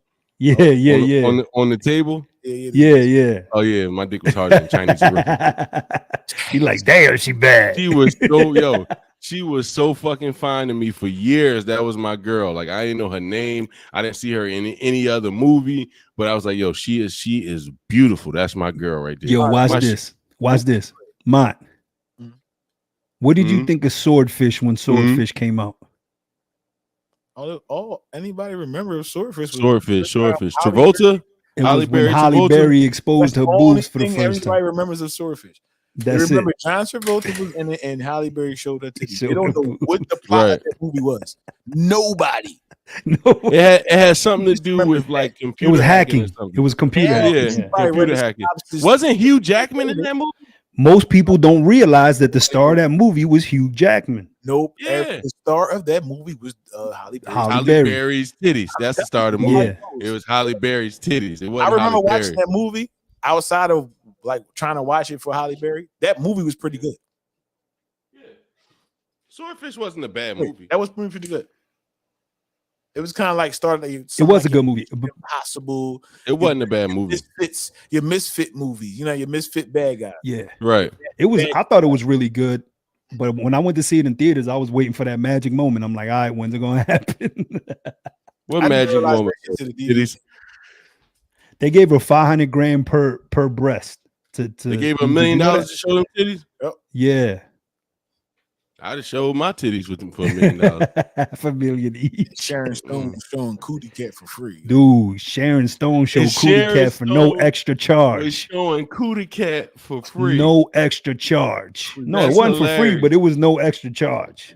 And Sharon Stone was showing Cootie Cat for no extra charge. Yo, give me a sleeper movie, like a movie that like, let's do a challenge. All right. So whoever's on, whoever. Hold on, let's wait for him to come back to see what he was talking about. I know this is kind of like freestyle, but what kind of what? Huh? What'd you say? You had glitched out. What you saying? Oh, my bad. I was saying that let's do a challenge, right? We gotta watch one of the 3 movies that's about to be mentioned. So what's a movie that you think is a super sleeper? Let's do. What, for like turn-ons or just in general? Just a great movie that you like, yo, nobody talks about this movie. Oh, I got one. Everybody drop one, and then the challenge is I'm gonna to go watch. last. I'm gonna go last, Damn, and y'all gonna be second. like, yeah. I go second. I want me to go first. Yeah, go ahead, Pete. There's a movie by Michael Douglas called The Game. It's him and Sean Penn. You remember that joint, Mont? I kind of remember the name of it. Yo, listen. Let me see. I'm gonna look at the chat to see if Angie Bob is saying anything about this. This is just a classic, John. So the whole thing is that is a rich boy, right? But all he does is work. He don't got no family. He's divorced. He got kids. He never sees them. And then his brother is Sean Penn in the movie, right? Yeah, that's it right there. So Sean Penn, his brother. See 97. If there's another cover. This was a trailer cover, but there's another cover. Angie said she never heard of that movie. Now it came out in 97. Oh wait, would you 97? Would you say Pete? Hold on. Would you say Pete? Go to images. Oh, who the fuck made him the TMZ correspondent? I think he said there was another cover to this. Hold on. How would you know that? Yo, I love this movie, bro. Like, this is a mega sleeper for real. Oh, he just lived 3 doors down for the nigga who directed this shit. Right. I was actually in a spin class before work. The guy who directed this. There's a different cover. It's got Michael Douglas's face, but still, it's called The Game. Is Michael Doug? There it is, right there. Which one? This the one joint here? with the puzzle face, with the puzzle. The one, the first two. Yeah. Yeah. So I'm gonna go ahead and plug my sleeper joint. All right. So this movie is a mystery movie. Like at the end of it, you're like, what the fuck? Like, and they answer, like you find out what's going on. Okay. But basically, Michael Douglas is this stockbroker. He's like, he has this brother, right? And he's divorced. He don't see his kids, his wife, nothing. And his brother, they both went through some shit. Like they grew up super rich, but they both went through some shit, and they don't really mess with each other. And his brother is like the black sheep of the family. And the brother pops up on his birthday, and he's like, "Hey man, you know, I got you a gift." And it's this whole weird exchange, like, yo. So anyway, his brother buys him a game, right? And he says, in 24 hours, you're gonna get a phone call, and that's when your present will start. Bro, it's bananas. You gotta see it. So his brother gets him into the bullshit. His brother buys him a gift, and at the end, you see what the game is about and all that, but it is an incredible movie, bro. Let me ask you. So you saying we gotta watch one of these movies? How do we pick which movie to watch? If we just decide. We all have sleepers. I guess if you never seen because I'm pretty sure y'all both seen the one I'm about to say. Well, I'm going to say, but whichever one you didn't see, choose. Yeah, choose one or watch both of them. I could tell you right now, The Game is the one. I don't really remember that movie, so we all have to pick the movie. Bro, and the way I found this movie was crazy. I was at my aunt crib, watching her cat, and she had it on VHS. This was in like, probably 99. Let me tell you something. Yeah, I'm assuming your aunt's Puerto Rican. Skip, let me tell you something, Skip. Yeah. Let me tell you something, Skip. My You know what, Skip? My grandmama always told me, Skip. That's all I hear when you say A hit dog will holler. hit dog. A hit dog will holler, Skip. No, but let me tell you something. I talk about y'all traditions all the time. Black people and Hispanics, they black too. So black people, we don't usually ask people the cat sit. You know what I mean? We just pour however much food we think is enough. Yeah, you know what I mean? Yeah. Oh, until we come back. Like we going for a week. That looks like a week's worth of food right there. Yeah, and that's what she did. My only job was to go and change out the litter box. That was it. Okay. The cat already had the food out. How long was she going for? For like a week. All right. Yeah, so every other day I had to go Monday, Wednesday, Friday, and Sunday in the morning. Change the litter box out. Just to change the litter box out. The food was already like the dry food was a whole big ass bowl of it. He would just eat, whenever. And cats, they just be like, "Oh, what's up, man?" Yeah, what's up, man? They just look at you. Or they look at you like, "What, bro? Why you here? What's your movie? I don't need you to." Huh? What's your movie? You go second. Go ahead. Oh, that's right. I don't know if y'all saw this movie, but I thought it was a great movie. It was actually a movie that I didn't really care to see. I do believe that Pete said he was mildly or maybe extremely attracted to this lady, if I'm not mistaken, from like one of the earlier episodes that we that we recorded. And movie that I have would be called The Woman King. See, I heard mixed reviews. I want to watch it. Don't. I'm still on the fence. This nigga thinks Viola Davis. But if it's a sleeper, listen to me. I don't care for like all the. I'm not being funny when I say this. All the black empowerment movies. And I don't like the movies. So I kind of thought that's what it was. That's a long ass title, Angie. But that's not what it was. It's a great movie. Literally about a tribe in Africa. Yeah, women. Kind of like their own people to like the slave trades, dealing with like Europeans and other like more literally some kind of more aggressive tribes and shit coming in and they selling them and selling their own people off because they had like powerful warriors. Like the females were like the main warriors, like they were the toughest warriors in the clan. They had guy warriors, but the female warriors were pretty fucking tough. But as far as like Viola Davis, her character was like the main character of the movie. She was the pretty much the woman. She became the woman king of the movie because of her tenacity and how she ran. She was the alpha dog. Right. She pretty much was the alpha male, the alpha female of the whole entire clan. She went against everything that was going on with the king and everything, which made her the kind of the woman king side by side to the king. Really cool, she. So I ain't gonna tell you the whole. No. That's the one I'm gonna watch. What's the movie about, Angie? Put it in the comments. And while we wait for her to put them in the comments, the woman. What's the name of the movie? The woman in the house across the street from the lady in the window. Like that's a long ass fucking title. My wife said that movie was crazy. From the lady in the window. Yeah. So my sleeper movie, which I don't think gets talked about enough, or it gets forgotten for real. And honestly, I can go a lot of movies that this director has made, but I'm gonna go with my man from across the pond, Guy Ritchie. Yeah, I'm gonna go with Snatch. Oh yeah, that's a sleeper. Can't use that movie. Why? Because everybody saw that movie. Everybody know that movie. No, a lot of people have never seen this movie. Somebody might be watching the stream. People have come. I've talked to people about this movie because I love the movie so much. The first movie, first of all, that movie's dope, bro. Come on. One of my favorite uncles introduced me to that movie. It was my first time being introduced to Jason Statham.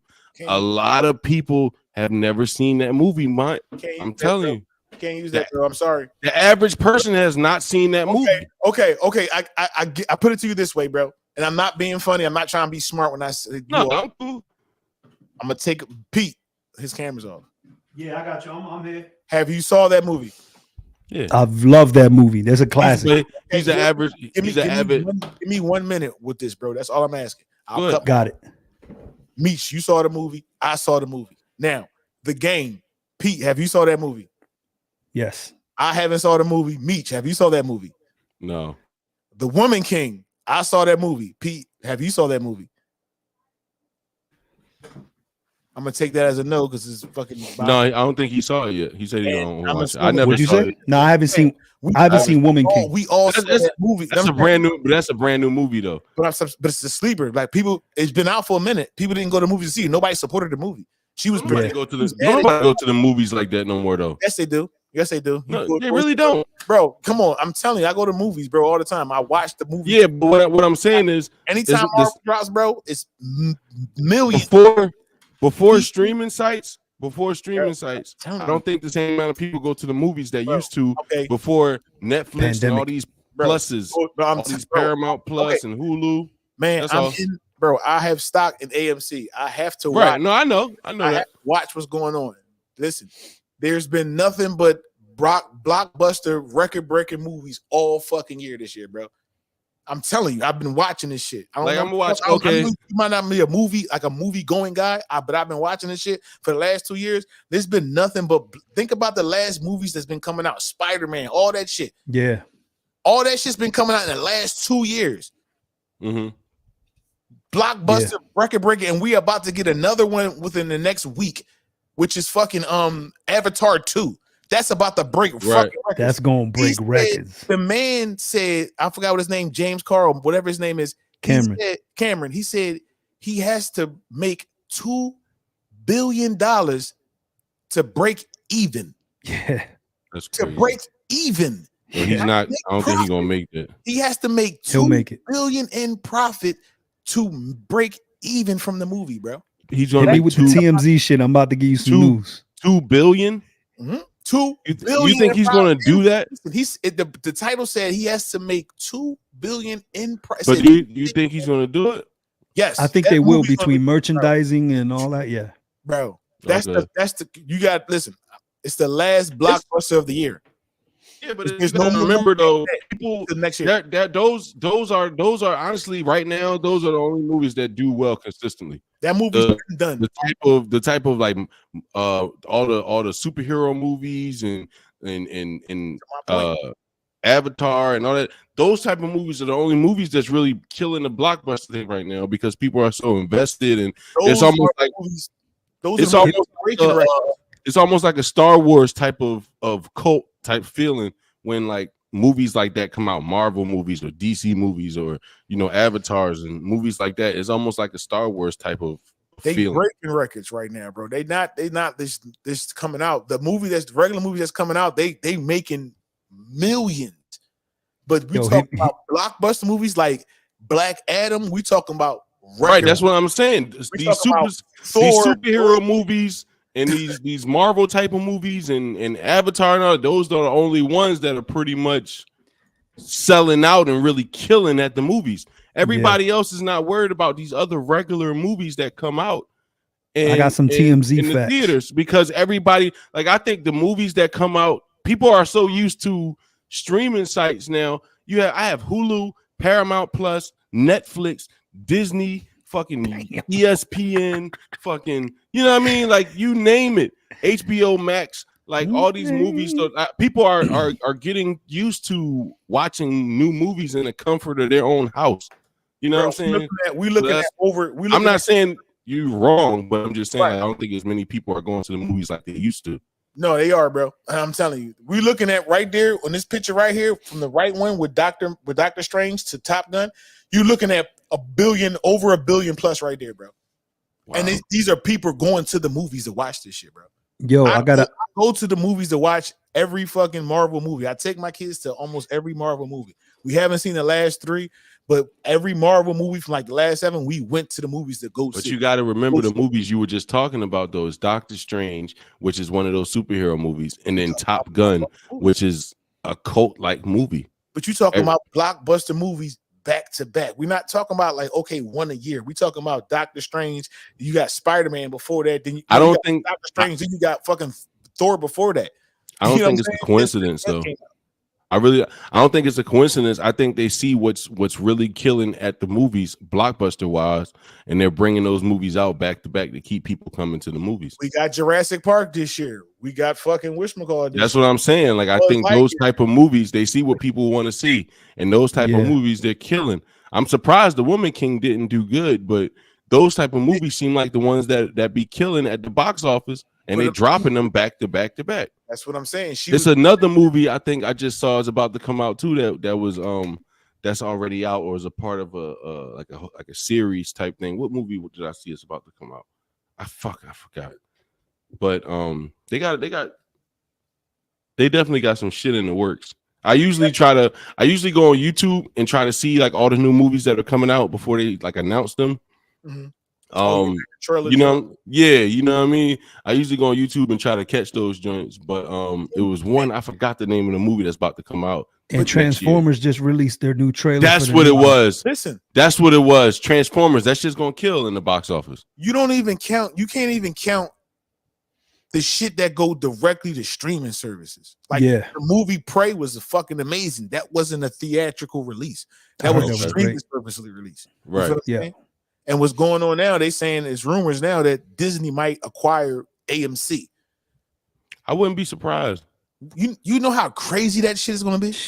I wouldn't be surprised. You know how much bro. Like, you know how much money Disney has on all this shit that Disney owns that people don't realize they own. Mm-hmm. Like it's still people that don't realize Disney own ESPN. Disney owns Star Wars. You know what I mean? That's crazy. People also don't realize that TMZ, John. You know how much money ESPN bringing in by themselves? They're giving Stephen A. Smith $6 million a year. So how much money do you think they're making? That's if crazy. They're giving him $6 million. That's crazy. Yo, I'm sorry for taking comments. We just deep in the conversation. I'm just trying to look shit up. So it's all good. Yo, I'm paying attention. Angie said the movie was just pretty much people getting drugged, nosy neighbors, and crazy drama with the woman in the house across the street from the lady in the window. But that's a long ass fucking title. Long-winded. Tantrum says she can't wait to see Transformers.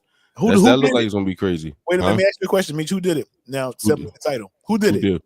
The woman, the woman in the house across the street from the lady in the window. You sure she did it? Yeah, the woman across the fucking street. The woman in that house right there, across the street from that old bitch across the street who always be in the fucking window. You sure that the white boy hotshot didn't do it? Yeah, we're doing the white boy hotshot. Yo, Avatar came out in 2009. Yo, did you see what Pete sent to the chat? I need somebody. Oh yeah, do you remember that shit back then?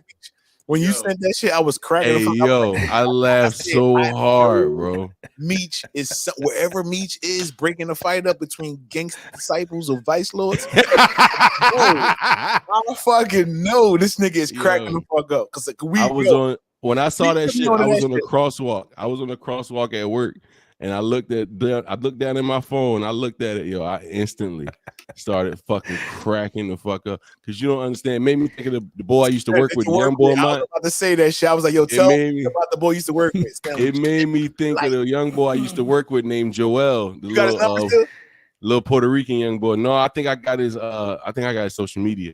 Try to email him so you can inbox him so we can try to get him to do that. Yeah, I'm gonna try to get him to film it so I can get the audio of that shit. But he sounded just like the guy doing the Asian prank. The Asian dude, like exactly just like this nigga. We should try to play that shit at the end. Need somebody. At the end of the pod. Need somebody. Hello, I'll say how. I need somebody who speaks Chinese. Somebody. He said, "Motherfucker, suck your dick."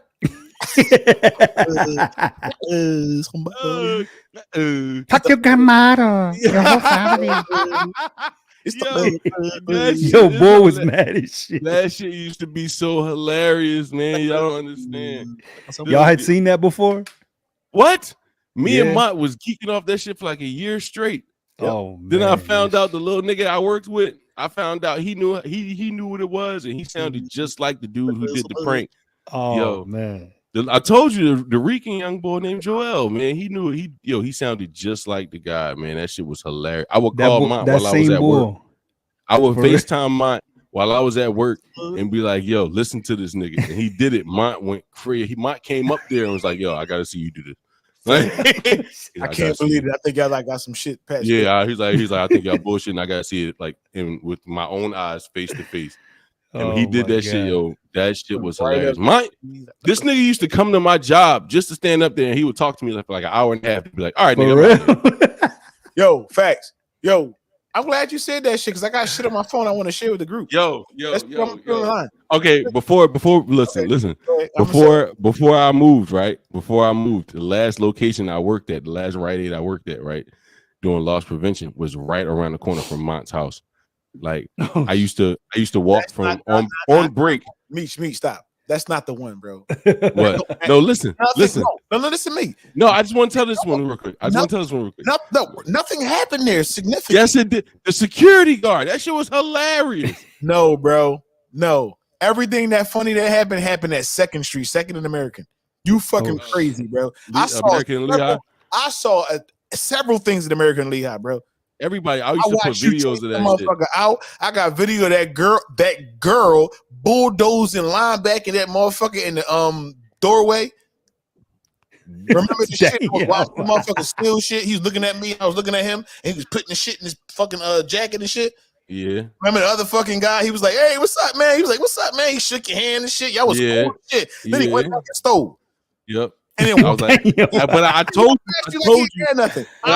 you he was gonna steal. Didn't I tell you that? I'm against that. So I'm like, "Damn, he cool as shit." He's like, "He about to steal." I said, "What?" He's like, "That nigga about to steal something." I was like, he was like, "Watch." I'm looking at him. So that's the nigga that was looking at me. I was looking at him. So he had a long, like 1/4-inch leather jacket on with a nappy ass afro. So he called. I think he stole some toothpaste or some deodorant. He was like grabbing the shit. He looking at me. I'm looking at him. he's like putting it in his jacket. He just keeps staring at me like eye to eye, like right in his jacket. Then he grabbed the other one, right in his jacket. Grabbed the other one, put it right in his jacket. I was like, this motherfucker is still at me, still and looking at me at the same time. So he walked down the aisle. Meech I don't know where Meech went at the time because Meech wasn't there when he was staring at me. So I guess that's why he felt confident. Yeah, he walked out the door. Wait until I left. Yeah, he walked out the door. I swear to God, Meech came out of nowhere. I think he came from the Raptors. He like dropped down from the Raptors like Batman. I swear, bro, he came from nowhere, bro. Pause. Nowhere. It was a cloud of smoke. He was like there. The bull ran out the door. Meech chased him out the door. Meech, bro. Meech, hold on. I'm looking at like a somebody right now. I'm trying to put it up there for everybody. Meech, am I lying? I'm putting my camera on. Am I lying? No, go ahead. Meech flew out the door. He had this listen, you ever see like you ever see the lime green? You ever see the green jackets them niggas be wearing from Vietnam? You ever see I got a jacket. I got a jacket like that from Old Navy. The old niggas that you don't fuck with, you be like, yeah, leave him alone. He knows some shit. Like Sylvester Stallone, you see him in a movie, he got that jacket on, he be like, yeah, leave OG alone. He knows some shit. He's like, what y'all black niggas doing out here? You be like, you don't say nothing to him because you know he knows some shit because he got that green military jacket on. You don't fuck. There you go. Look at it. Yeah, he got that motherfucker right there. He had that shit on, right? So the boy had his 1/4-inch leather jacket on, right? So I just dug this shit out last week and wore it like with a hoodie under it the other day. That's why he stopped in time when he got that bitch on. He mean business when he got that shit on. Yo, listen. This let me tell the story though. Let me tell the story. So dude came in, right? Me and Mont's in there busting it up, right? Because like you said, it's different. Like you told Pete earlier, it's different points. I had all that shit. Different points of view, right? So me and Mont's in there. Me, Mont, the old manager Dom. Shout out to Dom, man. That's my guy. Me and him, we all at work, right? Mont up there busting it up with me, right? So dude walk in. I think it was close to like Christmas time or something because he had like on this I don't know, like a hood. Remember he had a hood on it, like a jacket or whatever. No, that was his hair. He had an afro and a 1/4-inch leather jacket. No, because I'm about to tell you. He had big ass tan fucking pants on with these tan fucking boots. I remember this shit. Is this the dude? Is this the dude that I threw my drink at as I was running out? Okay, yeah. Okay, so listen. So he came in, right? Pineapple soda. And he talking to me and Mont, right? Yeah, it was a pineapple Fanta. So he talking to me and Mont, right? He came in, made small talk. yeah, man, I'm about to go back here and get my medicine. Came in there and shook your fucking hand. Right, listen. Knew him from high school. Right, listen. So he came in, and he talking about how he was going to get his medicine or whatever, right? Yes. Yep, so he walked back out the store. He walked out the store. I think he walked out the store right when Mont got there, because Mont didn't see him come in the first time. When he was walking out, I think Mont was there when he was walking out. So he was like, "Yeah, man, they called in my medicine." No, I was there when he walked in, because I saw.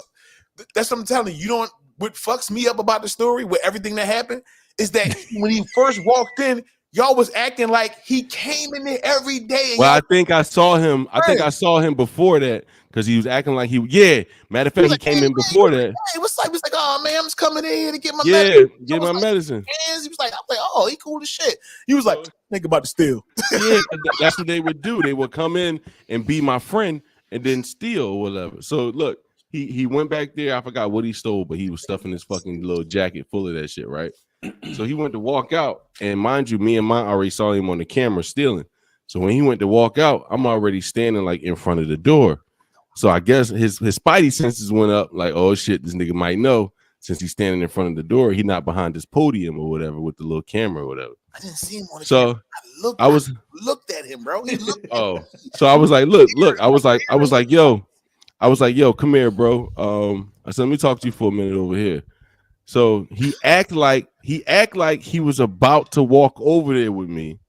He hit me with the 52 fake out. He walked the direction I was like, yo, let me. I didn't see this. He was like, I was like, yo, come over here. Let me talk to you for a minute. So he stopped walking towards the door and turned a little bit towards me and started walking towards me. He took like 3 steps, and then all of a sudden the nigga just took off for the door. Like he took like 3 steps, and he was like, boom. And he switched real quick, and he went for the door. I remember. Right? He took like 3 steps towards me and then switched to the door and was going out the door, right? So that's what made me mad, because I'm like, motherfucker, you about to make me run. So I chased him, right? I chased him into the middle of the parking lot. We didn't even get far. I chased him, and hey, Nikki, I chased him into the middle of the parking lot. And I was about to flip him, use his own momentum, and flip him forward. I was going to flip him forward. That was my go-to move. That was my go-to move. My go-to move was to always slam you, because I felt like that was the quick and easiest way to just get you out of there. You know what I mean? So I was going to flip him, and he felt it. So when he felt his body about to lift up, don't slam me. yo, chill, don't slam me. Don't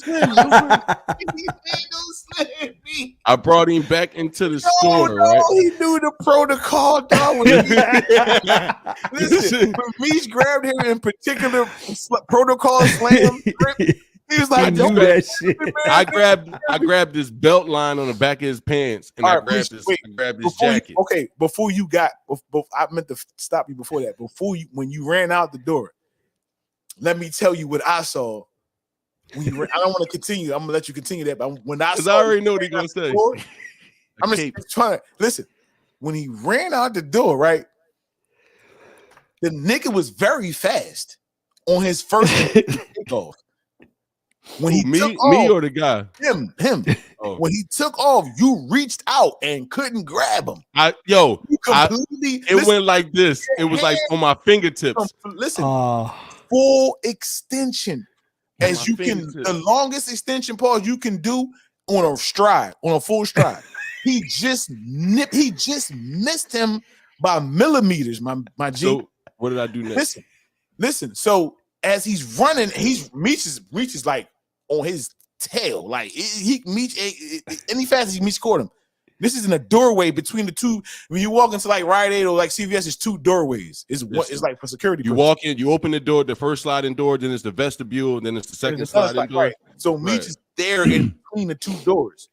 For some reason, they both already open. So when the boy's running out, Meech is trying to reach out and grab him.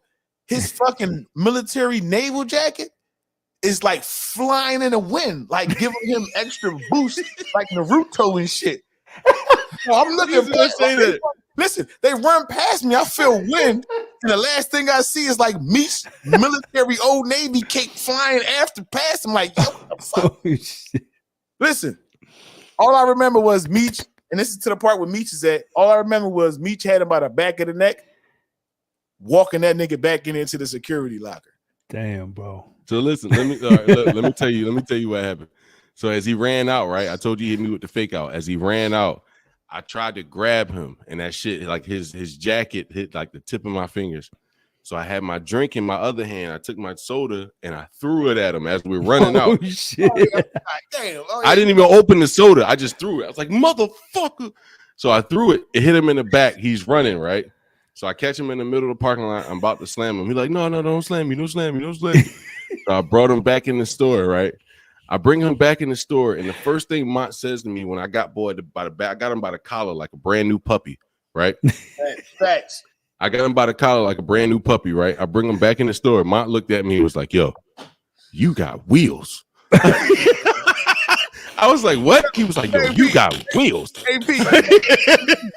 You probably never bought one at that because you didn't care about type shit like that. But you ever went with somebody that bought a pit bull and they grabbed the puppy up by the back of the neck? They're like, yeah, you want this one? Yeah, you pick him up and shit. He had like a 2-week-old pit bull puppy. Oh my gosh! Like, you want this one? He think it was dangling like. So I brought him. Dude's Listen, I brought him back into the store, right? And Mont was like, "Yo, you got wheels."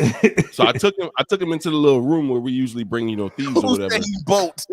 And we used to take their picture and make them sign like a bar notice, pretty much saying they banned from all Rite Aids for 3 years or whatever, right? Oh, so yeah, and then we had like a facial recognition system in there. So if you came in and your band wasn't up, like, don't get me wrong, sometimes there'd be people who look like somebody.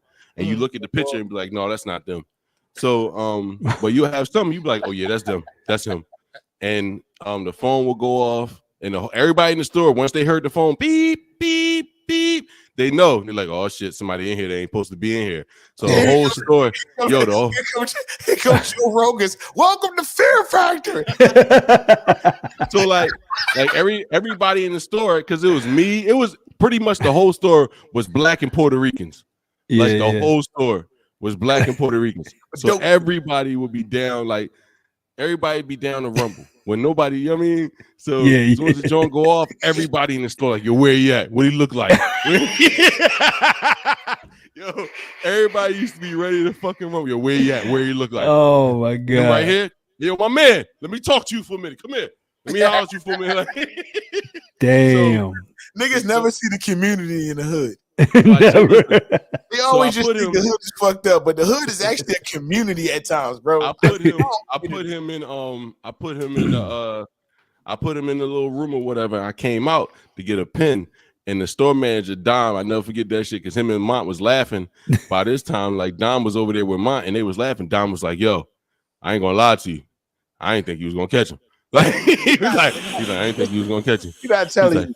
Dom was a female bodybuilder. She no. I'm talking about the bald head, light skinned boy, the tall light skinned boy with the glasses. Right. All right, Spanish boy looking boy.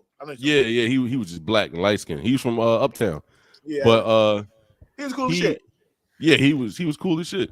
He me and that nigga got stories for days. When they started rioting for the George Floyd shit and all that shit, like we came in the next morning, we just sitting in the parking lot, 7:00 in the morning. I'm drinking coffee.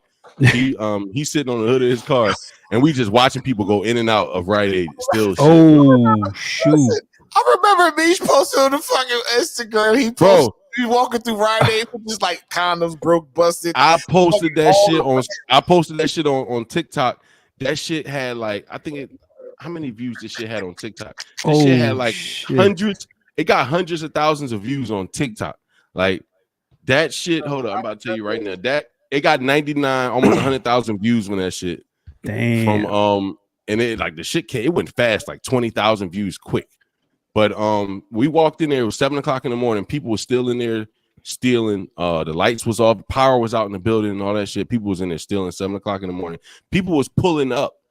As I'm sitting in the parking lot, me and Dom, people were pulling up, getting out, going in there to steal some shit, coming back out, getting in their car, leaving like it was a free crack giveaway. Like, damn, like it's a 5 o'clock free crack giveaway. Like the shit was wild. We went in there, right? Went all the way through the store, went in the stock room. I had my light on from my phone, the flashlight. Free lunch at Place I opened the door to the stock room. and I pointed the flashlight in the joint, and it looked like it was nothing but pit bulls in there. I just saw eyes. I just saw like red eyes and shit. Are you serious? Eyes glowing. Like you ever see a dog at night? Yeah. I just saw eyes. Listen, I was like, get the fuck out of here. They just start scattering out the back door. Like, remember I Am Legend when he walked in and found the hive? And they all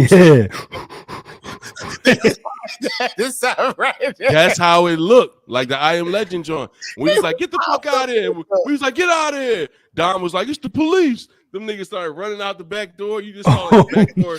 You heard it slapping. Then you seen daylight. The door was just wide open. You just saw one black shadow after the other just run out the door and shit. So we had to make sure nobody was in there. And like this shit that was a wild ass day though. But somebody took a shit behind the counter, like behind the register. Somebody took a shit behind the register. Now, let me ask y'all this.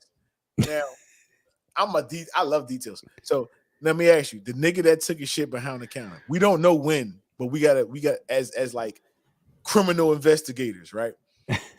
Would you say that nigga took a shit, was one of the first people in that building and took a shit, or he took a shit while everybody I think it was the after. Like I think he took that shit like 4 or 5 in the morning. So nobody was like pretty much like the first, like nobody was there pretty much. No, well they started rioting and looting the store at like 5, 6 in the afternoon. So I think yeah, because when I got off, when I was at work, I had worked 6 to 2 that morning, 6 in the morning to 2 in the afternoon. Just Google. So Dom was like, up the street is 8th and Lehigh, where like Edison used to be and all that. Now it's a shopping center on the Lehigh side. It's a shopping center at 8th and Lehigh. It got like Kicks, USA sneaker store. It's a grocery store there now. All that shit, right? Right. So hold on, I'm gonna get to that, Angie. I'm gonna get to that. So Dom was like, yo, it was like noon, 1 o'clock. That's a good question. I'm gonna get to that. Listen. Sorry. I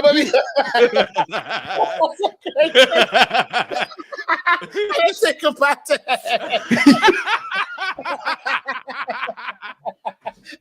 Yo, I swear, bro. I thought it, and that shit came up out of nowhere. Like, so listen. So like it was like 11, 12 o'clock, 1 o'clock. Dom was like, yo, I heard they up the street at 8th and Lehigh.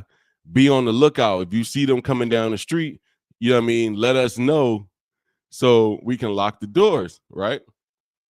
So until 2 o'clock, I'm looking, I'm going back and forth outside. I go outside, smoke a cigarette, whatever. I'm looking, you know what I mean, for the people coming down the street. Nobody comes down the street. So I leave, I get off work. By like 5, 6 o'clock, Dom calls me. He's like, yo, they got us. I was like, what? He sound distraught. He's like, yo. I was like, yo, you all right? What's wrong, man? He was like, they got us.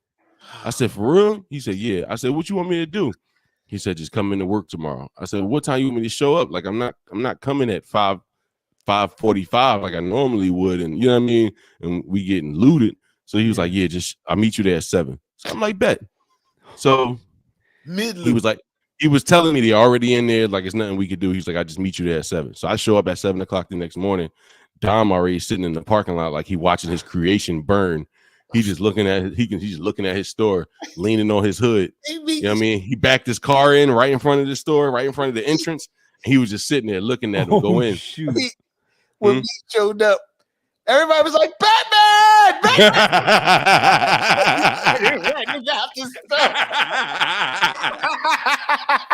Well, listen, this how crazy this shit was, though. Listen, we didn't go inside until the police showed up.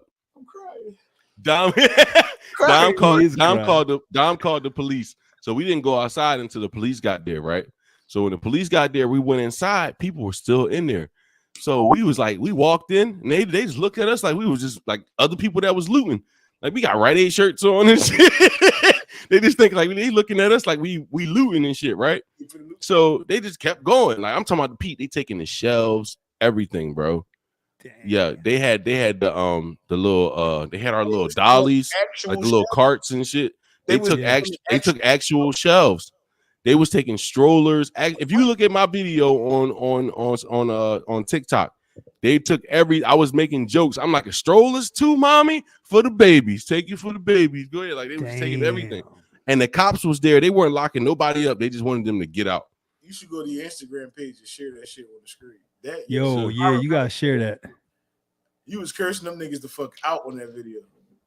So, Damn. Look at these motherfuckers did. He was like a damn fucking in on his kids. I saw the Walmart video. Because I used to smoke like a cigarette or something like every now and then at work, especially if I got pissed off. So, or if I was fighting somebody. So almost every day. So I used to have a pack and I would leave it at work, and the pack would last me like a month. You know what I mean? So I went in there and I was like, dog, they looted the store. So I'm like, just for fun, let me see if they got my cigarettes. You know what I mean? So I went over there and I was like, oh, they got my stash, man. They got my stash. Bro, I'm telling you, I'm loading this video up now. I'm saving it. I'm about to send it to Mont. The nigga with that leather jacket took it. Where you want me to send it to, Mont? The Reggie Bucum Joe. The Reggie Bucum Joe. That'll work. I got to share it on the screen. But anyway, so like, yeah, I went in there. I'm like, oh, they got my stash, man. And me and my coworker laughing about it. Remember Daisy? Daisy was, Daisy was like 6 foot. She was it's too large of a file to send to the DM. But anyway, Daisy was like 6 foot, 6'1". She was like 250. Like Daisy was a big girl. Huh? Oh, she was a big girl. So when women would get brawling with me, like I'd be like, yo, Daisy. Daisy come to the front, this big ass black girl. She was taller than me. She's like 6 foot. She got weight on her like a motherfucker. She's top heavy. Like, you know what I'm saying? So it's like I call her to the front and she'd be ready to rumble. She did not care. She was like 18, 19 years old. She's like, what's up? Like, that's why she stopped working there. She fired for rumbling in there. Damn. Because they had told us when COVID hit, they told us to stop stopping people. Like if you see them stealing, just document it. Don't stop them. And she ended up stopping this one white chick and like drug her face across the door. Damn. Like, and the chick like ended up getting away. Okay, so what do you do at work then if you don't stop? Like, damn. I just write them up. Yeah, he's like, I was like, I just document it and I just sit here. That's it. So that's the easiest job now. Bro, for like the last year and a half I was working there, I didn't do shit but just show up. And people will be looking at me like, yo, you're not gonna stop. I'm like, yo, right? They told me not to do nothing, man. I'm doing my job. I remember that. I remember. Like that shit was wild. But yeah, I sent you the video. But that shit was wild, bro. That was me. I gotta bring Dom up here too. Dom got some fucking stories. The first time when I first started working there, I got into this altercation with this one crazy dude who was high on drugs. He came in with no shoes. And after the altercation, Dom was like, yeah, bro. He's like, I've been thinking about it and everything. He's like, yeah, you can stay. You can stay here. Like, I was thinking about if you need to go to another store or something, but no, you stay here. So I was at American and Lehigh for like 3-4 years, almost 5 years working at this store. Dang. Shit was, bro, it was some times in there, man. I almost got. Oh, I know he do. That's his neighborhood. You know of American and Lehigh, Pete? It's totally different now. 20 times worse. Real, mom. No, I can imagine. No. Meech, whatever you remember, 5 times to 10 times different now. I go past real. Yo, what the fuck? I said, I was about to call both of y'all and say, yo, look at this shit. It was at a spot. I was like, I didn't see none of this shit before. Let me, if I drop that second in Spring Garden, second in like Girard, is way different now, bro. Yeah, like, they gentrifying. But the thing about it is, I would show up to work, Pete, at 5:45 in the morning, right? To start work at 6. Right. It would be.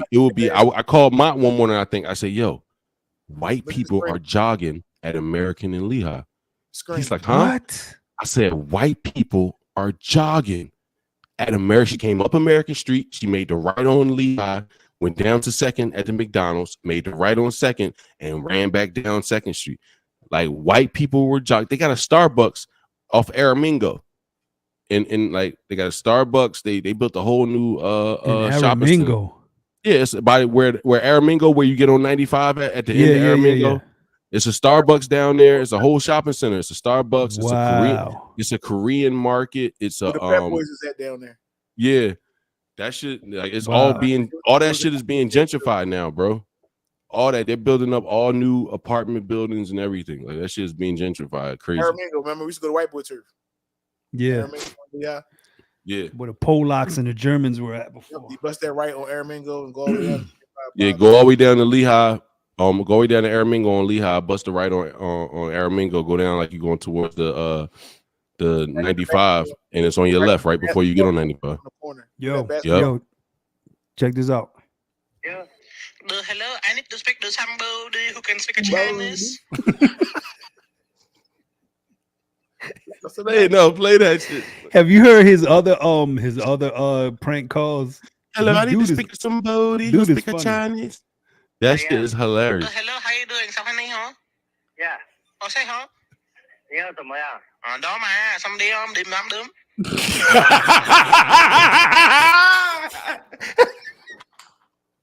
Yo, he was, and the boy was responding. That was the funniest shit. The do at the end. The do. Hey, y'all say how say how? Ta đừng nắc đơ vai. No, look here, I speak Vietnamese. Yeah, what's your name? Yo, if y'all haven't seen that shit, you gotta watch it. I'm still waiting for that If you've answer. never seen the Chinese prank, yo, you gotta watch. She's Listen still to waiting that for the shit. answer of who picked the shit up. Oh yeah. So they had this when we finally got a chance to come back, and they decided to clean the store, which was like 2 weeks later, because they sent us to other stores until then. They sent me to Broad and with a movie theater on Broad Street in Temple Campus. What was that? Broad and Cumberland or whatever that is. So the Pearl. So anyway, I was at the store next to the Pearl. So they brought us back. They got a cleaning crew. The cleaning crew was the ones that cleaned up the shit. It was like this old black man from South Carolina and like a bunch of middle-aged to young black boys that was on the cleaning crew, and they went through and cleaned the whole store and got it back to, you know what I mean, put shit back on the shelves and all that shit. Prestigiousness. So they cleaned that shit up. We didn't clean up. We wiped all the shelves down with disinfectant and everything else. And then every day for like a week or two straight, every day for like a week or two straight, we would show up to work, we would clock in, watch them niggas clean, bullshit with them while they clean, and sit out front of the store playing music. And then people would walk up to us, and then, you know, like a day or two later, the pharmacy was open. So only, you know what I mean, people who was trying to get pharmacy stuff would go in. And we would just be sitting outside. People from the neighborhood would walk up because people would come in every day. The same people would come in that store every day. Every day. So people would walk up. They used to come in the store every day. They ain't got nothing else to do. They'll come up, sit with us, chill, smoke cigarettes. We was playing cards out there, listening to music in front of the store. Like, we was doing everything. Look at this shit, Pete. This was 7 o'clock in the morning. Yo. Right, I got to go. That's Pete's Tiki. This way. Right. Damn, look at that trash bag. The stroller, mommy. For the babies. For the babies. For the babies. Come on, I got to go. For the babies. Look at the shelf. Look at the shelf. Oh shit. Just go. Yo, she had an industrial size trash bag. For the babies. Wow. For the babies. For the babies. For the babies. For the babies. Come on, y'all got to go. Thank you. Look at the bag. Look. Look at that shit. Nigga promoting thievery. For the babies. Just go. Why you sound like Zay? Christ, yo, it's I don't crazy. know. I couldn't believe this shit. Like, I've never been through That's nothing like wild. that. Look at that shit. Shut the shelf on Look at the the bottom. shelves empty. Wow, yo. Dom started snapping on you. Taking magazines? Get the hell out. The cane too. Come on. Yo. That's all you can say. Thank right? you all for not locking us up. Yo, that's wild. He had that jacket on, that's why. You can't say nothing else. But Yo, then Bull came in. for the Wow. babies. For the babies. Bull came in and was telling us For the babies. how For the babies. he's been going around the Come whole on, y'all got to city go. For the documenting babies. this For the shit. babies. for the babies. That's Doing the same part thing, now. filming. Boy, I got to go. Yeah, he went around the whole city documenting babies, this shit, and he for was the like, "I'm gonna make a babies, documentary of this shit. This is gonna be legendary. I can see it." And he was like, "I went around the whole city. I was just documenting everybody. Yo, niggas was going to Home Depot stealing forklifts at Adams and the Boulevard. Niggas went to the Home Depot Forklifts. and just stole the forklift. Didn't take Oh nothing. It my wasn't no washing God. machine and nothing on the forklift. Niggas just took the forklift. Yeah, it was shit on the floor for like 1 or 2 weeks. That shit was hard too. And I'm not gonna lie, when I looked at it, whoever shit on that floor, they ain't have a really good diet. So that lets me know that was somebody on the street. You gotta tell us who cleaned it up, but Pete, to give you context of my story, that right there was the corridor I was referring to right there. Right there with a what I ran out of. Yeah, when I ran out of. For some Like reason, that- both doors was open. Straight out there, that's Lehigh going left or right across the screen, and then American will be coming down. Coming You know what I down, mean? yeah. That shit So, literally on the caddy corner. It was right on the corner, catty corner of Lehigh, American and Lehigh. Like right across the street to the left. If you'd have walked out the door and turned left a little bit, it'd have been right there across the street from where the cousins used to be. They address, Right. They address literally says Lehigh and American Street. Yeah, 260 West Lehigh. Yeah, because last time I was in the city, I saw that and I was like, "What? When did that shit get put there?" Yeah. That was like 4 years ago. Yeah, that was Yeah. Kingdom. Or 2 years ago, two and a half years ago. My bad. He was the king. I don't think I was working there then. I don't think I was working there no more. It was about Okay. 2.5. We have I no might have been. fire, Dante. We have a new Ken Slayer. His name is Demetrius Carroll. Yeah. Shall protect That shit you. used to be- my grandma, like I used to see I started working here and I started seeing everybody. Like I would see niggas I do music with, niggas would recognize me. Like niggas I didn't know. That's how I knew I was doing the right thing with music too. Like niggas would recognize me, like, yo, I saw that song you did a couple weeks ago. That joint's hot, yo. I was like, oh, all right, appreciate it. I don't know who the fuck that was. But all right. This nigga had But my grandma would come in there and get her medication. Like this shit was, I would see everybody in that joint. This That's nigga had wild. to kneel down and get knighted. Before I got knighted with a hypodermic needle. Like, Oh my God. I shall name Demetrius Castro, the king's hand. They put the jacket around his chest, like the right. I got knighted on there with a hypodermic needle. You know what I mean? I now dub thee King of Kensington Beach. Like, We ain't really say nothing in like 5 minutes. I ain't look at the group chat. Usually around this time in the group chat, people's like, "Yo, wrap it up." I ain't looking. Nah, Say something yet, Pete? we've been bugging. Now we've been going for like 2 hours, 2:11. I was waiting. I don't. so yeah, the shit was on the floor for like 2 weeks. It was hard probably by the time they got to it. I don't know. But I didn't have to clean that up. It was somebody else. Somebody. It was I think it's somebody took the shit. I don't forget. Yo. See if you can get a hold of the movie called The Game. I am. I'm gonna try to watch that shit this weekend. And yeah, I want to remind everybody that's going to watch this thing. Remember, you know what I mean, like, share, subscribe to the YouTube channel, man. Put on the notifications so you can tell when we going live, or you can be notified when we going live. Remember to follow us on social media sites on Instagram, you know, Reggie Bucum Podcast. On Facebook is Reggie Bucum. We appreciate all the support, man. We appreciate, you know, the people that come in every week and you know, chill with us and enjoy the conversation, man. We're here every Thursday at 7 p.m. And yeah, it's the Reggie Bucum Podcast. But yeah, it's a lot of fucking stories I can have about that store, man. That shit was retarded.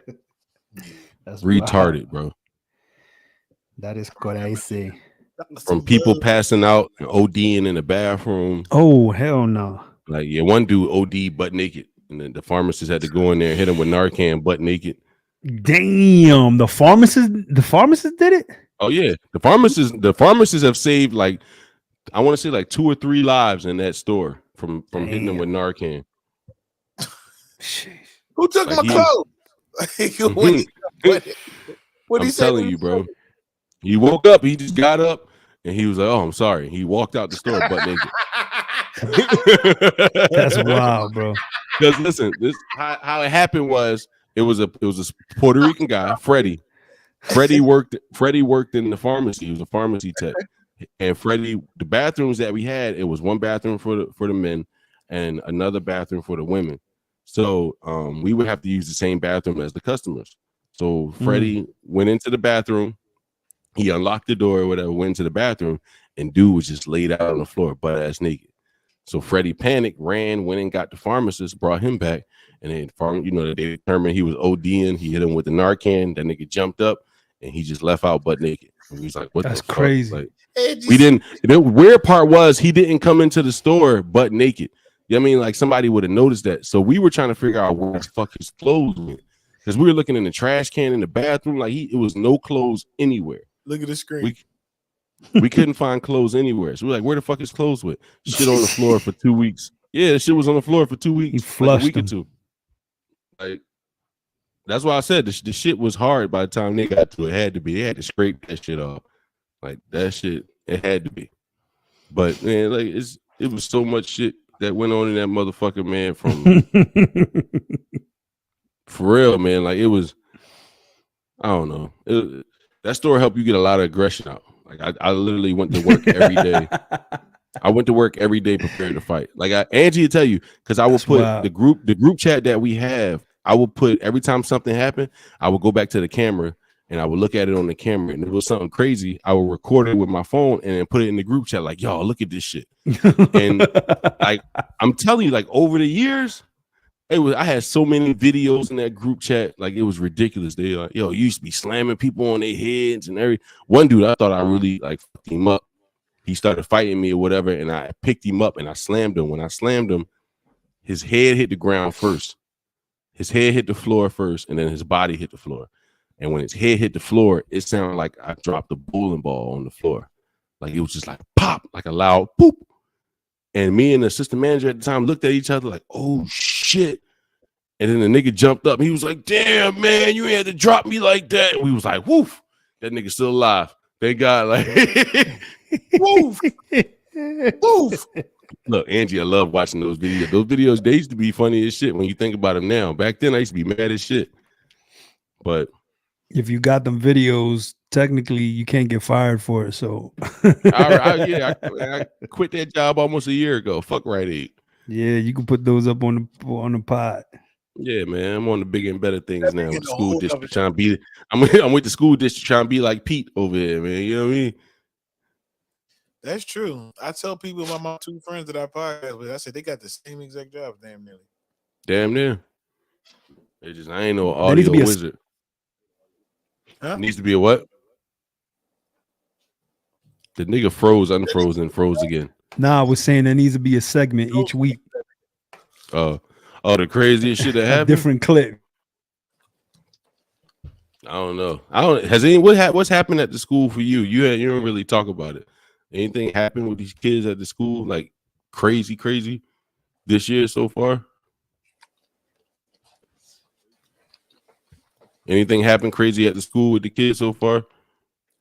Oh, me, you was I froze my whole thing. Yeah, froze nigga, up. you. It froze up. Yo, bro. Just fights, bro. Just fights. I work at the Meech. 6:45 in the morning. Saw freshman girls fighting in the hallway right in front of central office. Every other day is happening. 90%, dude. 90% of the fights in the last 2 months has been freshmen, and I think they said 73% of it was freshman girls. And it's not like one. It's not like 1-on-1. It's like 3-on-4, 3-on-3, 2-on-5. Like wild shit, bro. Man, look at the video I just sent you on the Reggie Bucum DM. I just sent you a Joey Diaz joint too. Oh, it's still sending. Hold on. But when it comes through, that's at 8:00 in the morning. The bell literally just rung. It was like the bell rung for them to come out of their corners. Yeah, that's what's happening right now. Is these fights are happening before class. That's how I felt. The bell rings at 8 in the morning. This shit happened exactly at 8 in the morning. And it was like when that bell rung, they just got to fighting. Shit was weird. I'm on to give me 2 seconds. I got buffalo. Yeah, I got buffalo wing and mozzarella stick fingers right there. I'm trying to like maneuver through that at the same time. He over there using the pinky every time. I'm over here like this. He over there using the pinky every time. Like finger action. But yeah, look at this shit, Pete. This is at 8 o'clock in the morning. These little motherfuckers. Dude. That's you not breaking it up. No, that's another student. That's a student filming it. Yeah. It's too early for that, man. By the time I got back to the other side of campus, on the other side of the street, a student was showing me that video like it happened hours ago. I'm like, this shit happened. It just happened minutes ago. How the fuck did you get this? How'd you get this video? It just happened. And I was like, listen to that. Yo, do you see this shit right here? Oh my God, yo, that's legendary. That is, I pray for the people at the bottom of the steps. Oh my God, I pray for them. Oh Jesus. Oh, no, Lord, but the funniest shit is the music that go with it. What music was it? What music? It was the Tina Turner joint. The but like she goes down. You gotta say it. There it is. Oh, that one. You gotta say it like them niggas in Tennessee. That music. That music. TK died. That's like something off. That's like one of the scenes off the Blues Brothers. Like, right, exactly. They had to hurry up and get away from the police. Yo, I ain't mean to send y'all so much stuff. Yo, this boy right here, this I Am Dulo boy is funny, bro. Where the fuck? Yo, Dulo is funny. That's the you see this joint? Please, yes. Make sure the water is not. Make sure the water. Too cold of water. It's fine. Hell no. What to do? You just relax. I have to clean your skin. Yes. Just relax. Must start the cleaning cold. Hey, just chillax. Stop it. It's Frigidaire. Frigid what? Oh, Frigidaire. Frigid who? I'm saying it's Frigid. Are you clear? Just let me clean your tail. Well, just hurry up before I bite you in your tail. In the story, never to be told. Please. Yes. Make sure the water is not too. Make sure the water. Dude is funny as shit, man. Him and Tony Baker are my favorites personally. That was some fancy shit. Oh, that was Ma said that was fake. What? Was that you, Mont, that texted me back and was like, yo, this fake as hell? The 1-inch punch.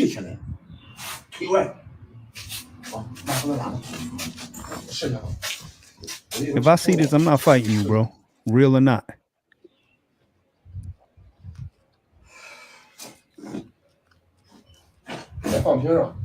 Watch.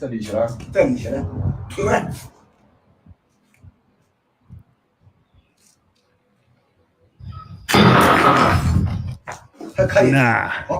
Get out of here. Fuck out of here, man. Nah, it's not. Soon as I get out.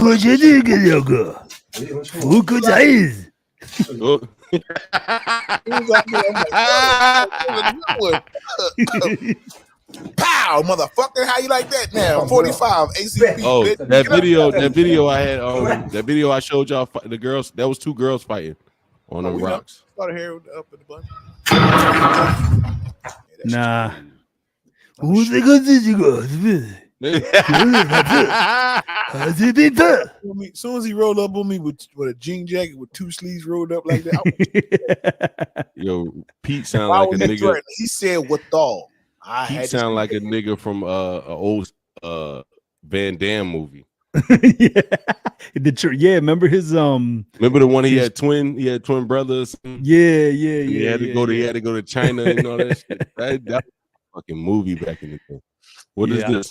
My wife said she would leave me if I did this to her. It's all right, mate. Good night. It's a seesaw, but she's sitting backwards, so she ain't got no control. He gonna dip her in that nasty ass water too. Look.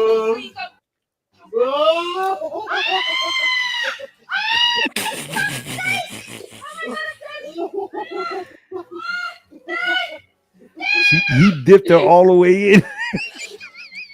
I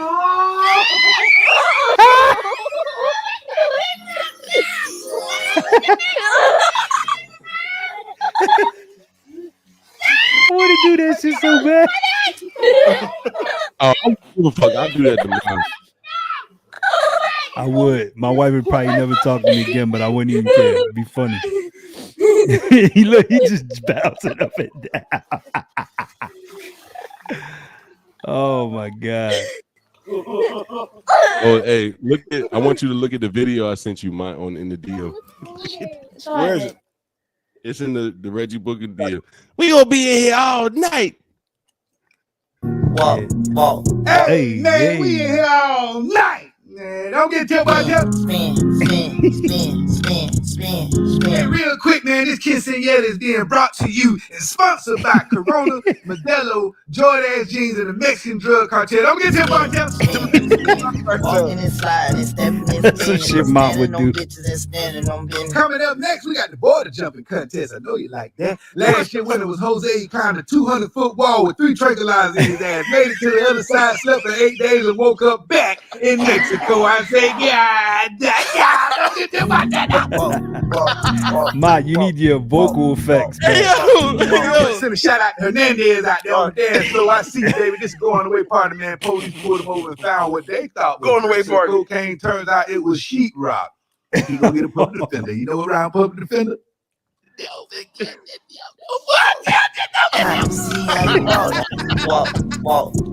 man, we in here all night. Man. This nigga's we gonna be in here all night. That shit had me crying, bro. I was like, yo, this nigga is fucking dumb. He did. Hey man, we in here all night. Man. Don't get tipped by them. Don't get tipped by them. Hey, real quick, man, this quinceañera is being brought to you and sponsored by Corona, Modelo, Jordan jeans, and the Mexican drug cartel. Don't get tipped by them. This quinceañera is sponsored. Coming up next, we got the border jumping contest. I know you like Border that. jumping. Last year, when it was Jose, he climbed a 200-foot wall with 3 tranquilizers in his ass, made it to the other side, slept for 8 days, and woke up back in Mexico. I say, yeah, don't get tipped by that. Woke up back in Mexico. I want to send a What you saying? Nigga said he woke up back in Mexico. Back in Mexico. Sammy Dog. That nigga is hilarious. Yo, did y'all see the clip of the people trying to smuggle? They was trying to smuggle people into the country. I sent that joint in to the bed of the truck. Yeah, That was in like was the wild. Philippines, I think, or something. That shit was crazy. that was wild, bro. It was sad. But the I mean, joint, to me, it's sad that what people have to do to get, you know what I mean, get away from their situations. That shit is crazy to me. the dude that was trying to be a thug at the shooting range. You see that, Mont? The moment I saw that, I thought about you. I was like, yo, Mont is going to crack up when he see this. Bro, Which one is that? I'm about to find it. About the one where he almost shot himself in the head. No, No. I just sent it to the what you call it? To what? I just sent it to the Bucum. DM. I ain't got nothing. He said, we gonna be here all night, man. This quinceañera is sponsored by Modelo, Corona. Modelo is funny as shit. And the Mexican That was cartel. The Mexican cartel is sponsoring this shit. Like, yo, you ain't sent the beat. I ain't got it. Hey, the video I just sent you to the Bucum, John, to the DM. I want to see. Hold on. I want to see if, aside from the obvious, if you're gonna say what I said the moment I saw it. Hold on. I don't got it, bro. Here you go. I'm gonna send it again. All right. There it is. Should have gone through right now, right? Yeah, Gone through. man. Gone through. It went through. Sound like an Asian seafood who's about to die. Out off the table. I got chicken wing hands. Like buffalo. That's why you didn't play the clip yet. Panties look like buffalo wing paper. Corey Holcomb, funny as shit for that. Ugh. She's like panties, taking panties off, look like buffalo wing paper. You sound like the nigga a little bit too. That's good. That's pretty good. That's pretty good. Yeah. When he does like that halfway Bill Cosby thing, when you get into that, you know what I'm talking about? Yeah. You cannot I like it though because it's like it's like a Bernie Mac type of thing. Can't nobody do it but him. Like, some of the reason why it's funny is because the way he sound. Like, yeah. What's this? I'm gonna see what you observe in this video. Like, we gotta wait for Buffalo Wing Fingers over there. No, that's not me. It's just doing some other shit. Yo, remember the delay too.